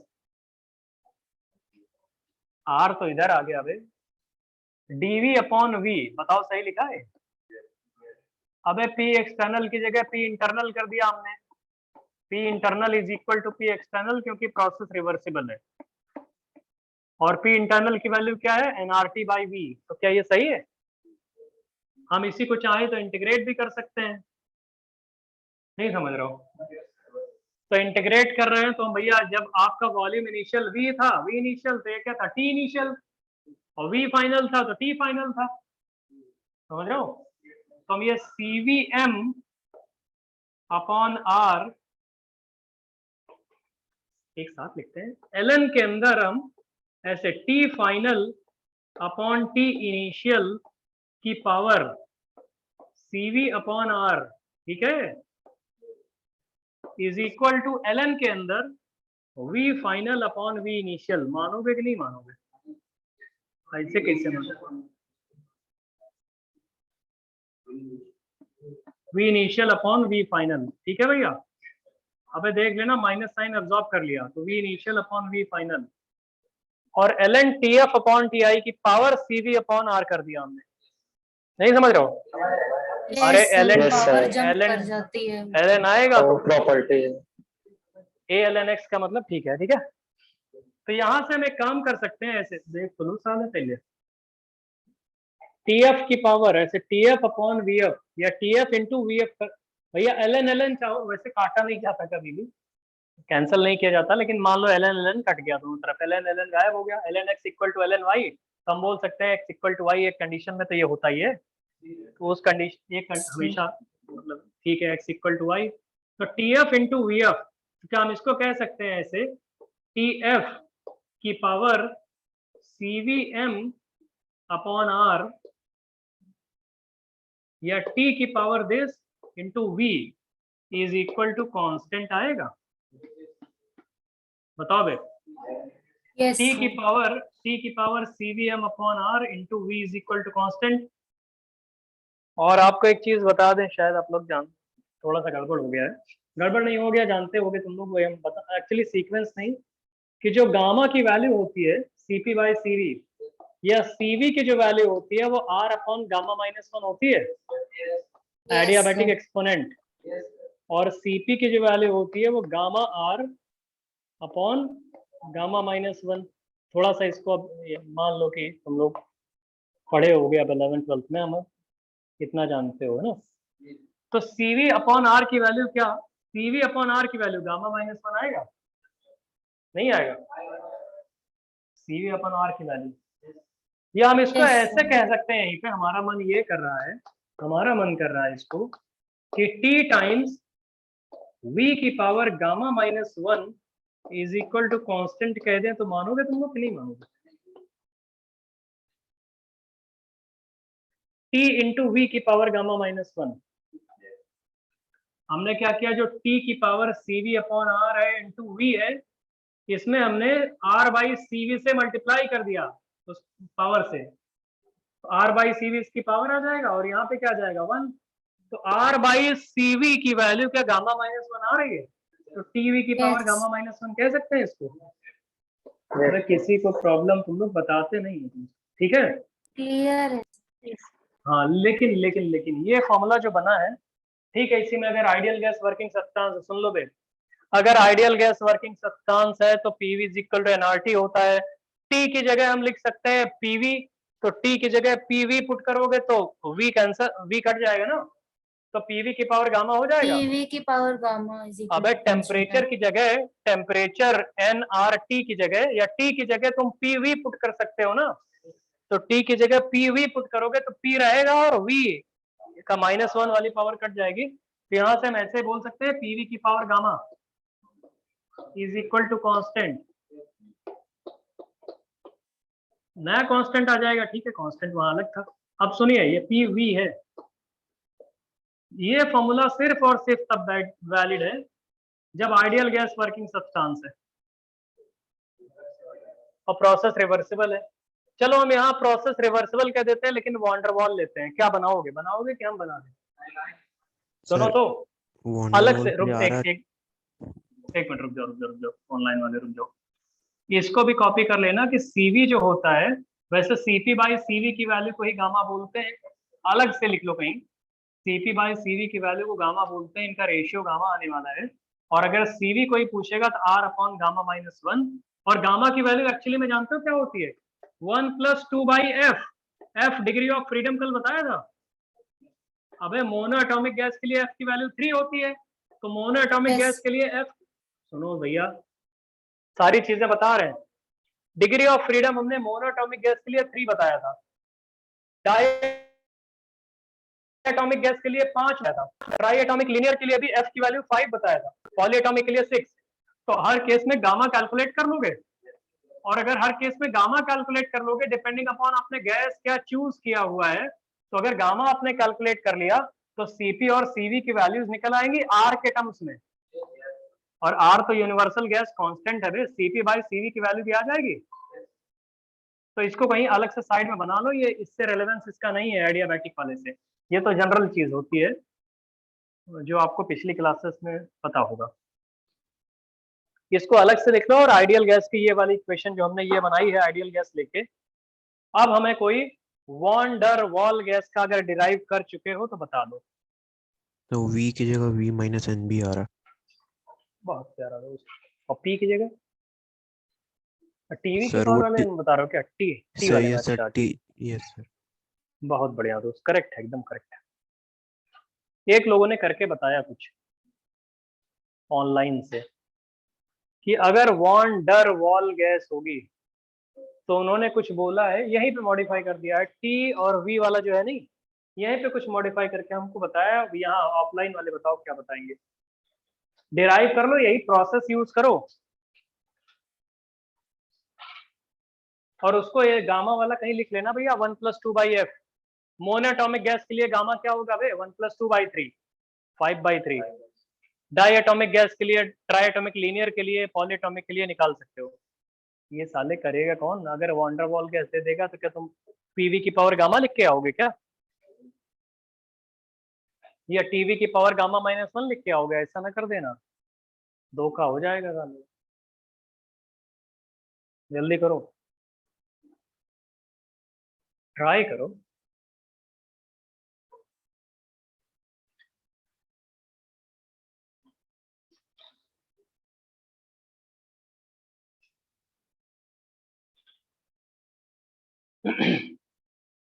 gamma वाला कॉपी कर लियो तो हटा दें, अगर कोई प्रॉब्लम ना हो किसी को। गामा वाला हाँ लिख लो भैया, सब कुछ ले लेना गामा की वैल्यू, क्योंकि अभी फिजिक्स में मनोज सर शायद थर्मो पढ़ाएंगे ना, अभी हुआ नहीं है, रिवाइज कराएंगे, मतलब एक बार तो ऑलमोस्ट है, बहुत हेल्प मिल जाएगी इससे।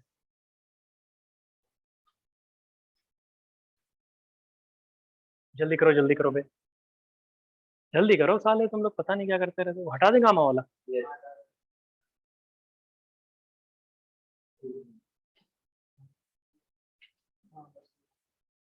कल हमारा मनोज सर से डिस्कशन हो रहा था तो बोल रहे थे सर आप एंट्रोपी वाला पोर्शन पढ़ा दीजिए, बाकी जो फर्स्ट लॉ वाला है क्वेश्चन वो सर करा देंगे।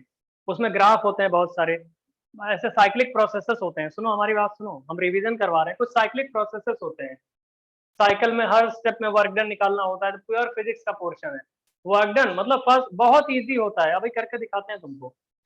अबे तुमको सिर्फ फर्स्ट लॉ थर्मोडायनेमिक्स लगाना है। अच्छा हम तुमको इतनी चीजें बता रहे हैं, अब अगर हम तुम्हें बोल दें कि आइडियल गैस है तुम्हारे पास, सिर्फ आइडियल गैस, और प्रोसेस रिवर्सिबल है, तो उससे इजी और कुछ लग रहा है तुमको?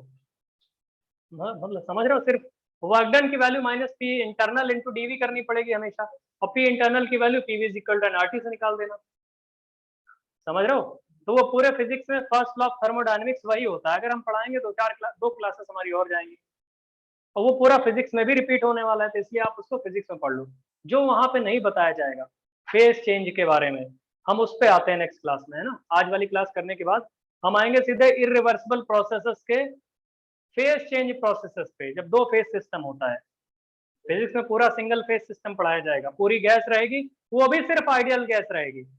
हम आपको बताएंगे वाटर आइस है, लिक्विड बन गया, एक ही में बताएंगे। बताओ एंट्रोपी चेंज कितना होगा जब आइस -10 डिग्री से वेपर +120 डिग्री पे पहुंच जाएगा।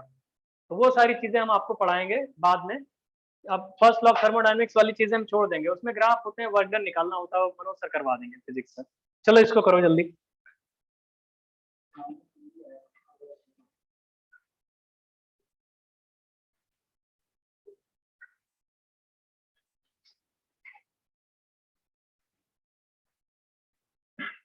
देखो सर दोस्त क्या भाई, तो ये TV-VR/CV आ रहा है क्या? बहुत बढ़िया। ये कुछ लोग बोल रहे हो TV-NB की पावर गामा -1, ये गामा -1 अपॉन गामा। गामा नहीं आएगा भैया, कांस्टेंट। बहुत प्यारा, यही आएगा दोस्त, बिल्कुल यही आएगा। आइडियल गैस वाले और रियल गैस में बस थोड़ा सा डिफरेंस है कि V की जगह V-NB आ गया बस। तो वर्किंग सब्सटेंस अगर तुमने रियल गैस ले लिया तो कोई डिफर थोड़ी कर रहा है। यहाँ पे TV की पावर गामा -1 था, यहाँ पे T इंटू V-NB की पावर गामा -1 हो जाएगा। समझ रहे हो भैया?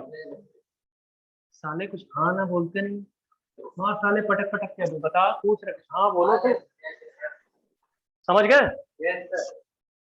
बहुत बढ़िया दोस्त, ये क्लियर हो गया है भैया? यस। जगह बेकार, अब डिराइव हम थोड़ी करवाएंगे। अच्छा थोड़े में ही आ गया था, कोई बात नहीं, आधे पेज का नुकसान हो गया है। तुमको, सदमा लगा होगा। खाना मत खाना साले, आज शौक लग गया तुमको। ऐसी खतरनाक कंजूसी कर रहे हो बे। देखो एक बात बताओ, चलो वैसे ही हम आगे बढ़ रहे हैं ना, बाकी वाले कर लोगे दोनों? इररिवर्सिबल वाले भैया। अरे इसमें तो वर्क डन कराया ही नहीं बे अभी। लो ओ, वर्क डन का फॉर्मूला तो बता दे। अरे तुम्हारा पेज यूटिलाइज हो जाएगा, घबराओ नहीं। एक बात बताइए, इसमें एडियाबैटिक प्रोसेस अगर है, adiabatic ideal gas working substance लेके बता रहे हैं, डीक्यू की वैल्यू 0 है और डी की वैल्यू तो आपको पता है NCVM dt। तो DW की वैल्यू अलग से लिखोगे तो क्या -P इंटरनल इंटू DV करोगे? है भैया, नहीं करोगे? वो अगर निकाल लोगे अलग से, कर लोगे? अब क्या बताएं इसमें, कर लोगे ना? चलिए हो जाएगा, जगह छोड़ दो, इसको करके आना। अब एक बात बताइए, चलिए हम तुम्हें एक काम करते हैं, ग्राफ बना देते हैं इसका। प्रेशर वॉल्यूम का ग्राफ आपको दिया है, थोड़ा थोड़ा जादूगरी। कोई प्रोसेस है, साइक्लिक प्रोसेस, ABCD,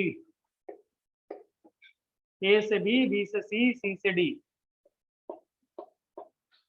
A से B गया, B से C गया, C से D गया और D से A गया। साइक्लिक प्रोसेस है, ये गिवन है आपको, गिवन है। N मोल गैस है कोई, इस साइक्लिक प्रोसेस में N मोल गैस पे ये पूरा का पूरा प्रोसेस ऑपरेट किया गया है, वो भी आइडियल गैस है। N मोल आइडियल गैस है भैया? देखो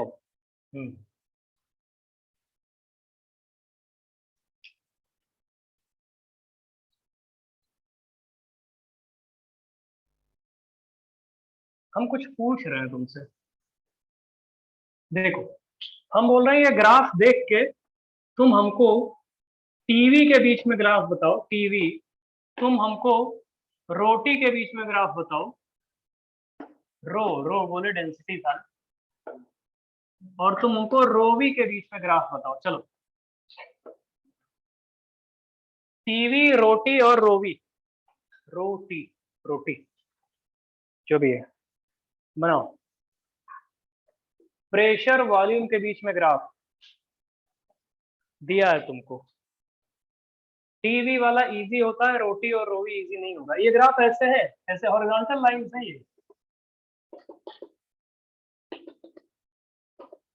अरे मतलब आइसोबारिक है, AB आइसोबारिक है, CD आइसोबारिक है, BC आइसोकोरिक है और AD आइसोकोरिक है, DA।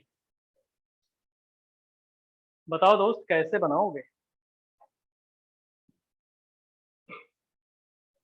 बताओ भैया, कोई बना लो तो बताओ, रोटी और रोवी का इसका सबका। कुछ नहीं जानते क्या तुम लोग? कोई ऑनलाइन वाला सर कोई बना के इक्वेशन बताओ। लिख लेंगे, PV इक्वल टू NRT, वहीं से लाइंस की इक्वेशन लिख देंगे। लाइंस की इक्वेशन Yes, लिखोगे sir. यार।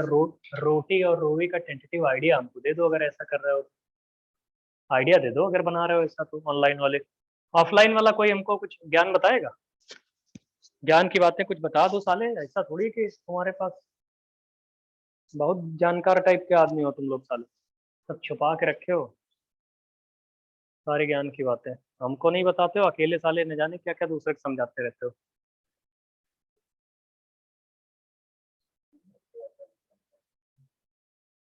कैसा ग्राफ बनाए हुए? रटना नहीं हो, ऐसे ही बताओ। अरे आइडियल गैस दे दिया तुम्हें, ऐसे सोचो A और B प्रोसेस कैसा है? AB आइसोबारिक है, तो आइसोबारिक का मतलब है PV is equal to NRT में P की वैल्यू कांस्टेंट हो गई तो V directly proportional to T आएगा। हम बोल रहे हैं AB के लिए। और BC कैसा है? अरे आइसोबारिक है AB, और बीसी है आइसोकोरिक। तो बीसी अगर आइसोकोरिक है, सिंपल सा है ये, बी और सी आइसोकोरिक है, तो इसका मतलब है P V is equal to NRT में तुम वी की वैल्यू फिक्स रखोगे, तो क्या pressure directly proportional to T आएगा? Yes sir. साले बहुत बढ़िया। अब आइए फिर हो गया खत्म। देखो हम कहीं से, सुनो तो, कहीं पे हम पॉइंट ए मान लेते हैं यहाँ पे, ठीक है, कहीं पे पॉइंट ए मान लेते हैं। अभी रुकिए, ए से बी क्या है? आइसोबारिक। उस टाइम टेम्परेचर और वॉल्यूम के बीच में क्या रिलेशन है? Straight line passing through origin. तो ग्राफ कुछ ऐसा जाएगा, अब कि ऐसा कि एक्सट्रापोलेट करो तो ओरिजिन पे आके मिल जाए, ठीक है। लेकिन अब एक बात बताओ, क्या बीसी में v directly proportional to T है, प्रेशर कांस्टेंट है लेकिन वॉल्यूम बढ़ रहा है, तो वॉल्यूम बढ़ेगा साले टेम्परेचर भी तो बढ़ेगा। तो क्या पॉइंट ए यहाँ कहीं आएगा, बी यहाँ कहीं आएगा, और ये बढ़ती हुई Yes. लाइन आएगी ए बी वाली? सबको समझ में आ रहा है दोस्त? नहीं समझ रहा हो? कोई डाउट? कुछ साले नहीं हाँ सर, ना बताया क्लियर करो है पीछे सर। वाले। बी और सी जो है आइसोकोरिक है, वॉल्यूम कांस्टेंट है लेकिन प्रेशर डिक्रीज हो रहा है, तो वॉल्यूम कांस्टेंट है, प्रेशर डिक्रीज हो रहा है, तो प्रेशर डिक्रीज तो टेम्परेचर डिक्रीज।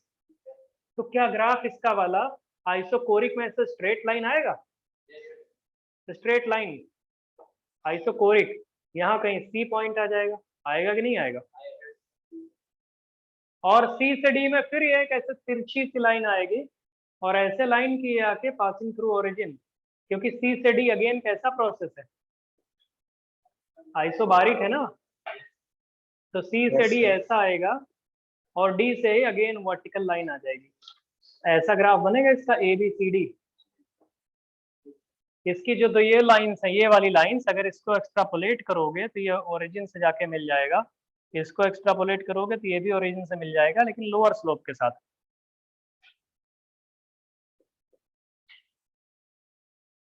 कोई डाउट इसमें किसी को?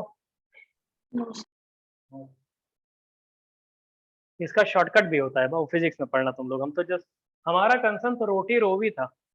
किसी से हमने पूछा है सर रोटी में ए टू बी वाली प्रोसेस में रेक्टेंगुलर हाइपरबोला बनेगा। और बताओ, और बताओ। अबे PV is equal to NRT में एक रिलेशन और जानते होगे तुम लोग, PM is equal to rho RT. Rho RT. तो रो इज इक्वल टू क्या आता है? PM by PM by RT, RT. या directly proportional to P by T आता है रो की वैल्यू। Yes sir. Rho density. बहुत प्यारा दोस्त, बहुत बढ़िया। एक लोग बोल रहे हैं ऑनलाइन से रेक्टेंगुलर हाइपरबोला बनेगा एक जगह ए बी। सुनो, अब ध्यान से सुन लो। डिफिकल्ट लग रहा है क्या? साले इजी भी कर सकते हैं, हम जानबूझ के इजी नहीं कर रहे हैं। बहुत सिंपल से वो होते हैं एकदम रटवाने वाले तरीके, वो सब मत देखो तुम। ऐसे एब्सर्ड तरीके देखो, बहुत कॉम्प्लिकेटेड तरीके। सिंप्लीफाइड तुम करो ना। देखो ऐसा होता है, अभी बता देते हैं सिंपल तरीका भी। रो की value PM by R T होती है। ये ग्राफ देखो, ए से बी में कैसा ग्राफ है? आइसोबारिक, प्रेशर कांस्टेंट है यहाँ पे। Isobaric. आइसोबारिक है तो प्रेशर कांस्टेंट हो गया, तो प्रेशर कांस्टेंट हो गया, लेकिन वॉल्यूम बढ़ रहा है, वॉल्यूम इधर एक्स एक्सिस पे बढ़ रहा है। तो भैया Temperature वॉल्यूम भी बढ़ रहा है, बढ़ अगर जाएगा। प्रेशर कांस्टेंट, टेम्परेचर भी बढ़ेगा, Yes sir. नहीं बढ़ेगा? Yes sir. तो Inversely टेम्परेचर proportional. बढ़ेगा तो रो इनवर्सली प्रोपोर्शनल टू टी आएगा। तो एक तरह से रो इनवर्सली प्रोपोर्शनल टू टी, तो ये एक तरह हाइपरबोला ही तो है, रेक्टेंगुलर हाइपरबोला। बहुत बढ़िया। Yes sir. इन्होंने बोला ए से बी ऐसे ग्राफ आएगा, ठीक है, ऐसे मान लेते हैं रेक्टेंगुलर हाइपरबोला है, टेंटेटिव आइडिया। ए से बी, ए से बी ये है, टेम्परेचर बढ़ रहा है तो हम लोग बोलेंगे ग्राफ ऐसे कुछ आएगा, ठीक। अब बताओ बी से सी क्या आएगा? अबे ए से बी में किसी को प्रॉब्लम? सुनो यहाँ देखो, फिर बोर्ड पे देखो, बी से सी कैसा है? BC Isoporic. आइसोकोरिक है, प्रेशर डिक्रीज हो रहा है। तो सुनो तो, आइसोकोरिक है, प्रेशर डिक्रीज हो रहा है, टेम्परेचर भी डिक्रीज करेगा। बी से सी बोल रहे हैं, टेम्परेचर अगर डिक्रीज करेगा तो रो क्या होगा, इंक्रीज करेगा। कैसे करेगा, इसी ग्राफ पे।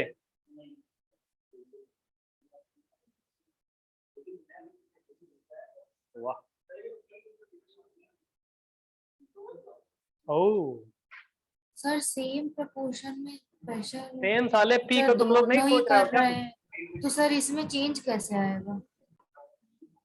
हम पूछ रहे हैं तुम लोगों से। सर तो प्रेशर तुम टी लोग भी यहाँ पे इतना कम हो रहा है और कंफ्यूज। टी भी कम हो रहा है सर, तो चेंज नहीं हो रहा। Yes sir.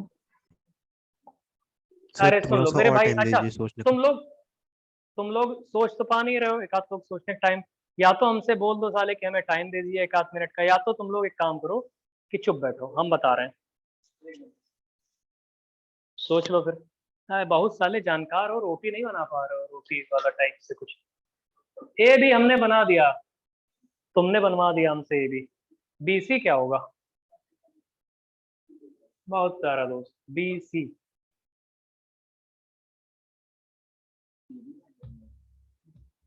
है।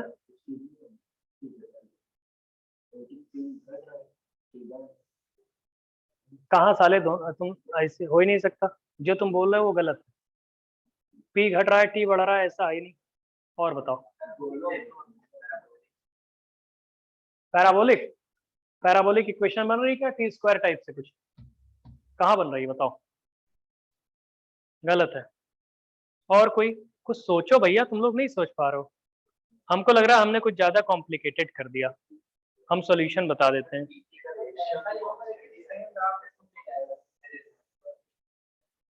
ओ sir parallel line parallel to T T. वाली एक्सिस की और पीछे जाती हुई। चलो अच्छा सुन लो, दिमाग ना लगाओ तुम लोग। वी साले कांस्टेंट लिया हुआ है, रुक जाओ, और बी कांस्टेंट पी। अच्छा सुन लो, अब मत दिमाग लगाओ, फट जाएगा साले दिमाग तुम लोग का। इधर सुनो, बीसी, अब ध्यान से देखना जो हम बता रहे हैं, दिख रहा, हाँ दिखेगा ये। बीसी के लिए बता रहे हैं, बी और सी आइसोकोरिक प्रोसेस है। हमें रो का सुन तो लो साले, हमें रो और टी का वेरिएशन चाहिए। तो पहले रो देखो किस पे डिपेंड कर रहा है, रो एक्चुअली में डिपेंड कर रहा है प्रेशर और टेम्परेचर पे। जब V कांस्टेंट हो गया है तो P और T डायरेक्टली प्रोपोर्शनल हो गए हैं। तो BC प्रोसेस में V कांस्टेंट है तो P directly proportional to T, या P बाई T की वैल्यू कांस्टेंट नहीं हो गई। जब साले P बाई T कांस्टेंट हो गया तो P बाई T कांस्टेंट, तो रो भी तो कांस्टेंट हो गया। तो पूरे B और C प्रोसेस में रो चेंज ही नहीं होगा, वो B और C पॉइंट ही सेम रहेंगे। B और C पॉइंट सेम पॉइंट है, तुम कुछ भी कर लो, कुछ भी कर लो, बी और सी पॉइंट सेम रहेंगे। अगर ये कंडीशन होल्ड कर रही है, कौन सी, वॉल्यूम कांस्टेंट की। वॉल्यूम फिक्स कर दिया, आइडियल गैस वर्किंग सब्सटेंस है, वॉल्यूम फिक्स कर दिया तो पी बाई टी की वैल्यू कांस्टेंट हो गई, और रो भी तो पी बाई टी के प्रोपोर्शनल होता है।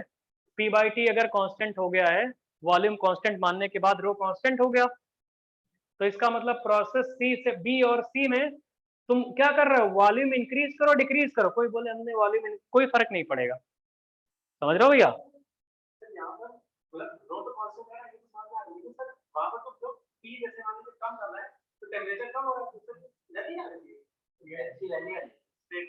स्ट्रेट लाइन कौन सी, अगर तुम क्या कह रहे हो, एक सुन तो लो, एक बार सुन तो लो, हमारी बात सुनो।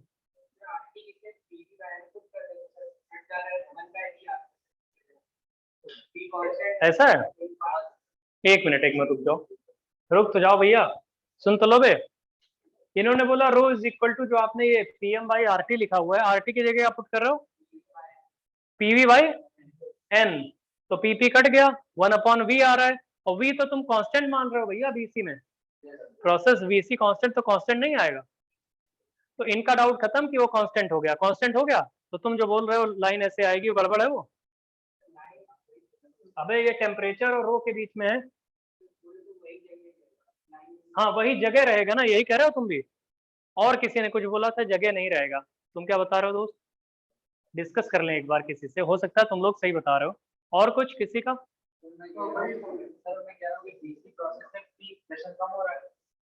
बीसी प्रोसेस में प्रेशर कम हो रहा है, प्रेशर कम का, हाँ प्रेशर कम हो रहा है, बिल्कुल। टी भी कम होगा, दोनों को कम होना है, लेकिन दोनों का रेशियो इस तरीके कम होना है कि वी कांस्टेंट रहे तो रो सेम रहे ना।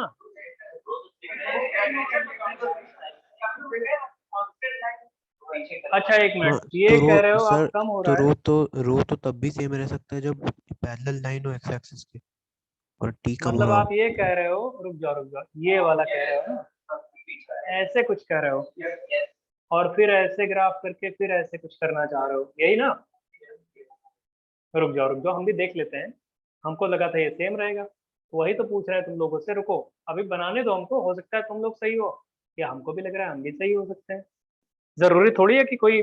उसमें देखिए फिर से सुनिए, हमें रो के बीच में बनाना है ग्राफ, रोटी के बीच में। कॉम्प्लिकेटेड है ना, तुमको लगा कि भाई बहुत सारी ट्रिक्स भी होती हैं, वो ट्रिक्स यहाँ फेल कर जाएंगी ग्राफ बनाने की। क्या है, rho is equal to P M by R T है, बीसी के लिए बात कर रहे हैं, बी और सी के लिए। तो पीएम बाई आर टी अगर प्रोसेस है तो आपको पता है कांस्टेंट वॉल्यूम पे चल रहा है और प्रेशर डिक्रीज हो रहा है, तो कांस्टेंट वॉल्यूम पे है, प्रेशर डिक्रीज हो रहा है, तो जब प्रेशर डिक्रीज हो रहा है तो पक्का टेम्परेचर भी डिक्रीज होगा, क्योंकि पी बाई टी की वैल्यू कांस्टेंट ही रहनी है। तो अगर पी बाई टी की वैल्यू कांस्टेंट रहनी है और टेम्परेचर डिक्रीज होना है तो ये ग्राफ, हाँ बिल्कुल ये तुम लोग सही कह रहे हो, पीछे सर आएगा ये। यही मैं भी कह रही थी पहले। अच्छा ठीक है, गलती हो गया उसमें, सब किसी का गलत सही होता रहता है, तो ये हो गया, ठीक है दोस्त। अब फिर उसके बाद इसका मतलब है कि C से D कैसा जाएगा, ऐसे जाएगा फिर, और फिर उसके बाद D से ऐसे आ जाएगा, समझे भैया। तो इसको फिर से ड्रॉ कर लो, पॉइंट्स थोड़े से अजीब थे लेकिन आप लोग समझ रहे होगे क्या है। ABCD दो रेक्टेंगुलर हाइपरबोला बने हैं और दो हॉरिजॉन्टल लाइंस टाइप से बनी है ना, ठीक है बिल्कुल सही है। रो भी ऐसे बनाओ, देखो मतलब हो सकता है रो भी,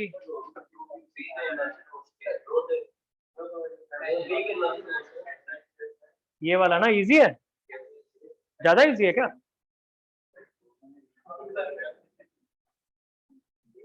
क्या भाई,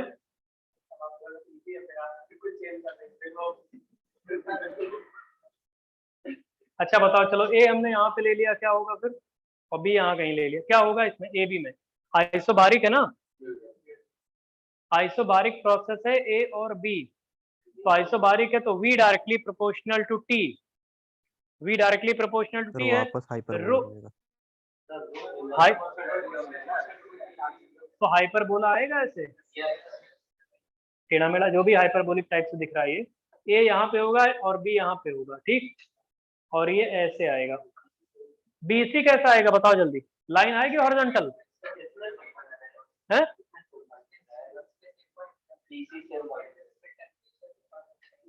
इसमें बीसी सेम पॉइंट रहेगा, और फिर अगर आप ऊपर जाके फिर एडी हो जाएगा। लो ये लोग तो बीसी सेम पॉइंट और डीए सेम पॉइंट बता रहे हैं,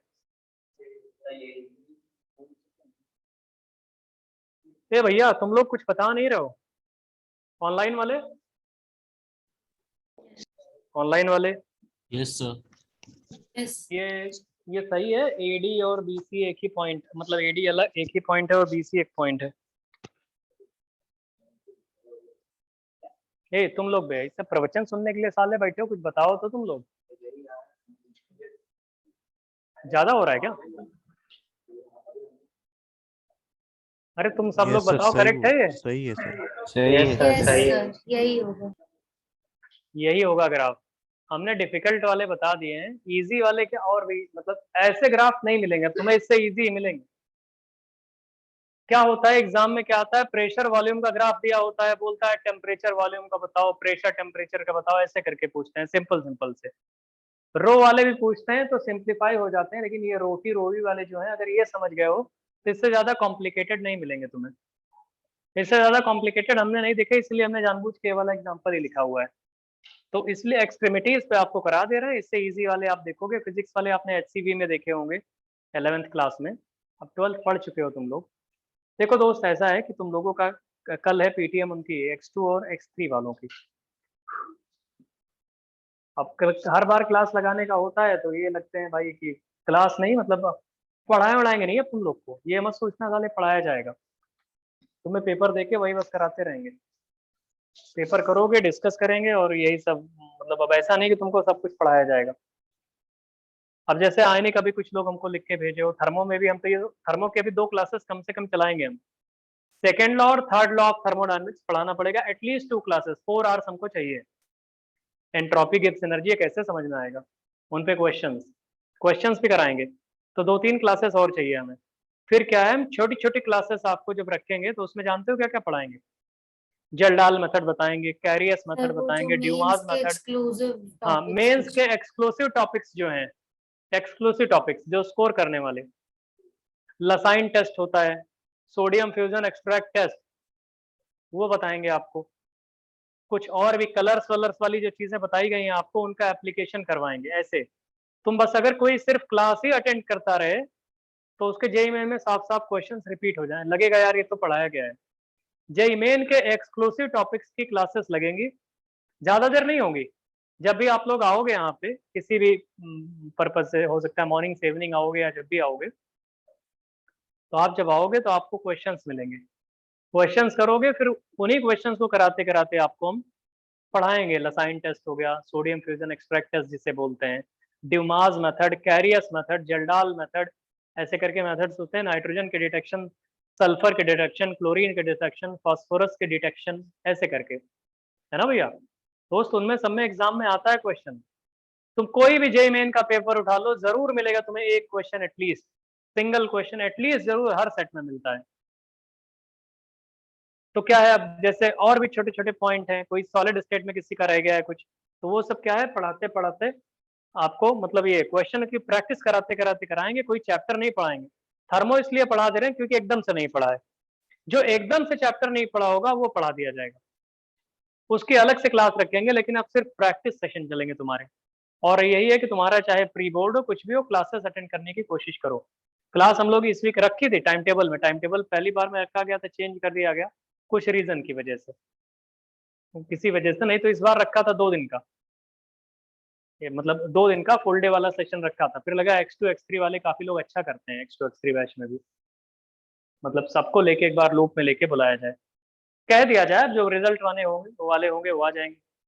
मॉनिटरिंग होगी तुम्हारे, देखो तुम लोग मॉनिटर किया जाएगा तुमको अच्छे से। और ये मत सोचना कि 30 क्वेश्चन दिया गया किसी भी सब्जेक्ट का या 90 क्वेश्चन तो तुम्हारे 10 क्वेश्चन करेक्ट हो रहे हैं तुम बेकार हो, ऐसा नहीं होता। 10 क्वेश्चन करेक्ट होंगे 90 में से, ठीक है, एटलीस्ट 10 तो होंगे ही, फिर थोड़ा थोड़ा ऊपर बढ़ाएंगे तुम लोगों को।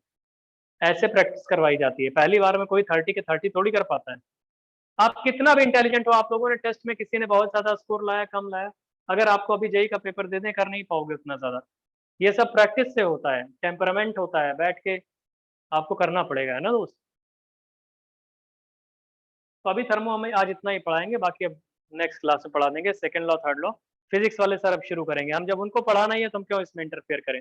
बोल भी रहे थे सर कि भाई जब आप फर्स्ट लॉ थर्मोडायनेमिक्स हमें ही कराना है, 2 लोग एक ही चीज पढ़ाएंगे, इससे अच्छा हम सीधा सेकंड लॉ और थर्ड लॉ पढ़ाएंगे, है ना। नेक्स्ट क्लास में एंट्रोपी शुरू करेंगे, वहीं से आगे कंटिन्यू करेंगे। अभी ब्रेक ले सकते हो आप लोग। Thank you very much. Thank you, thank you sir. Thank you, thank you, thank you, thank you.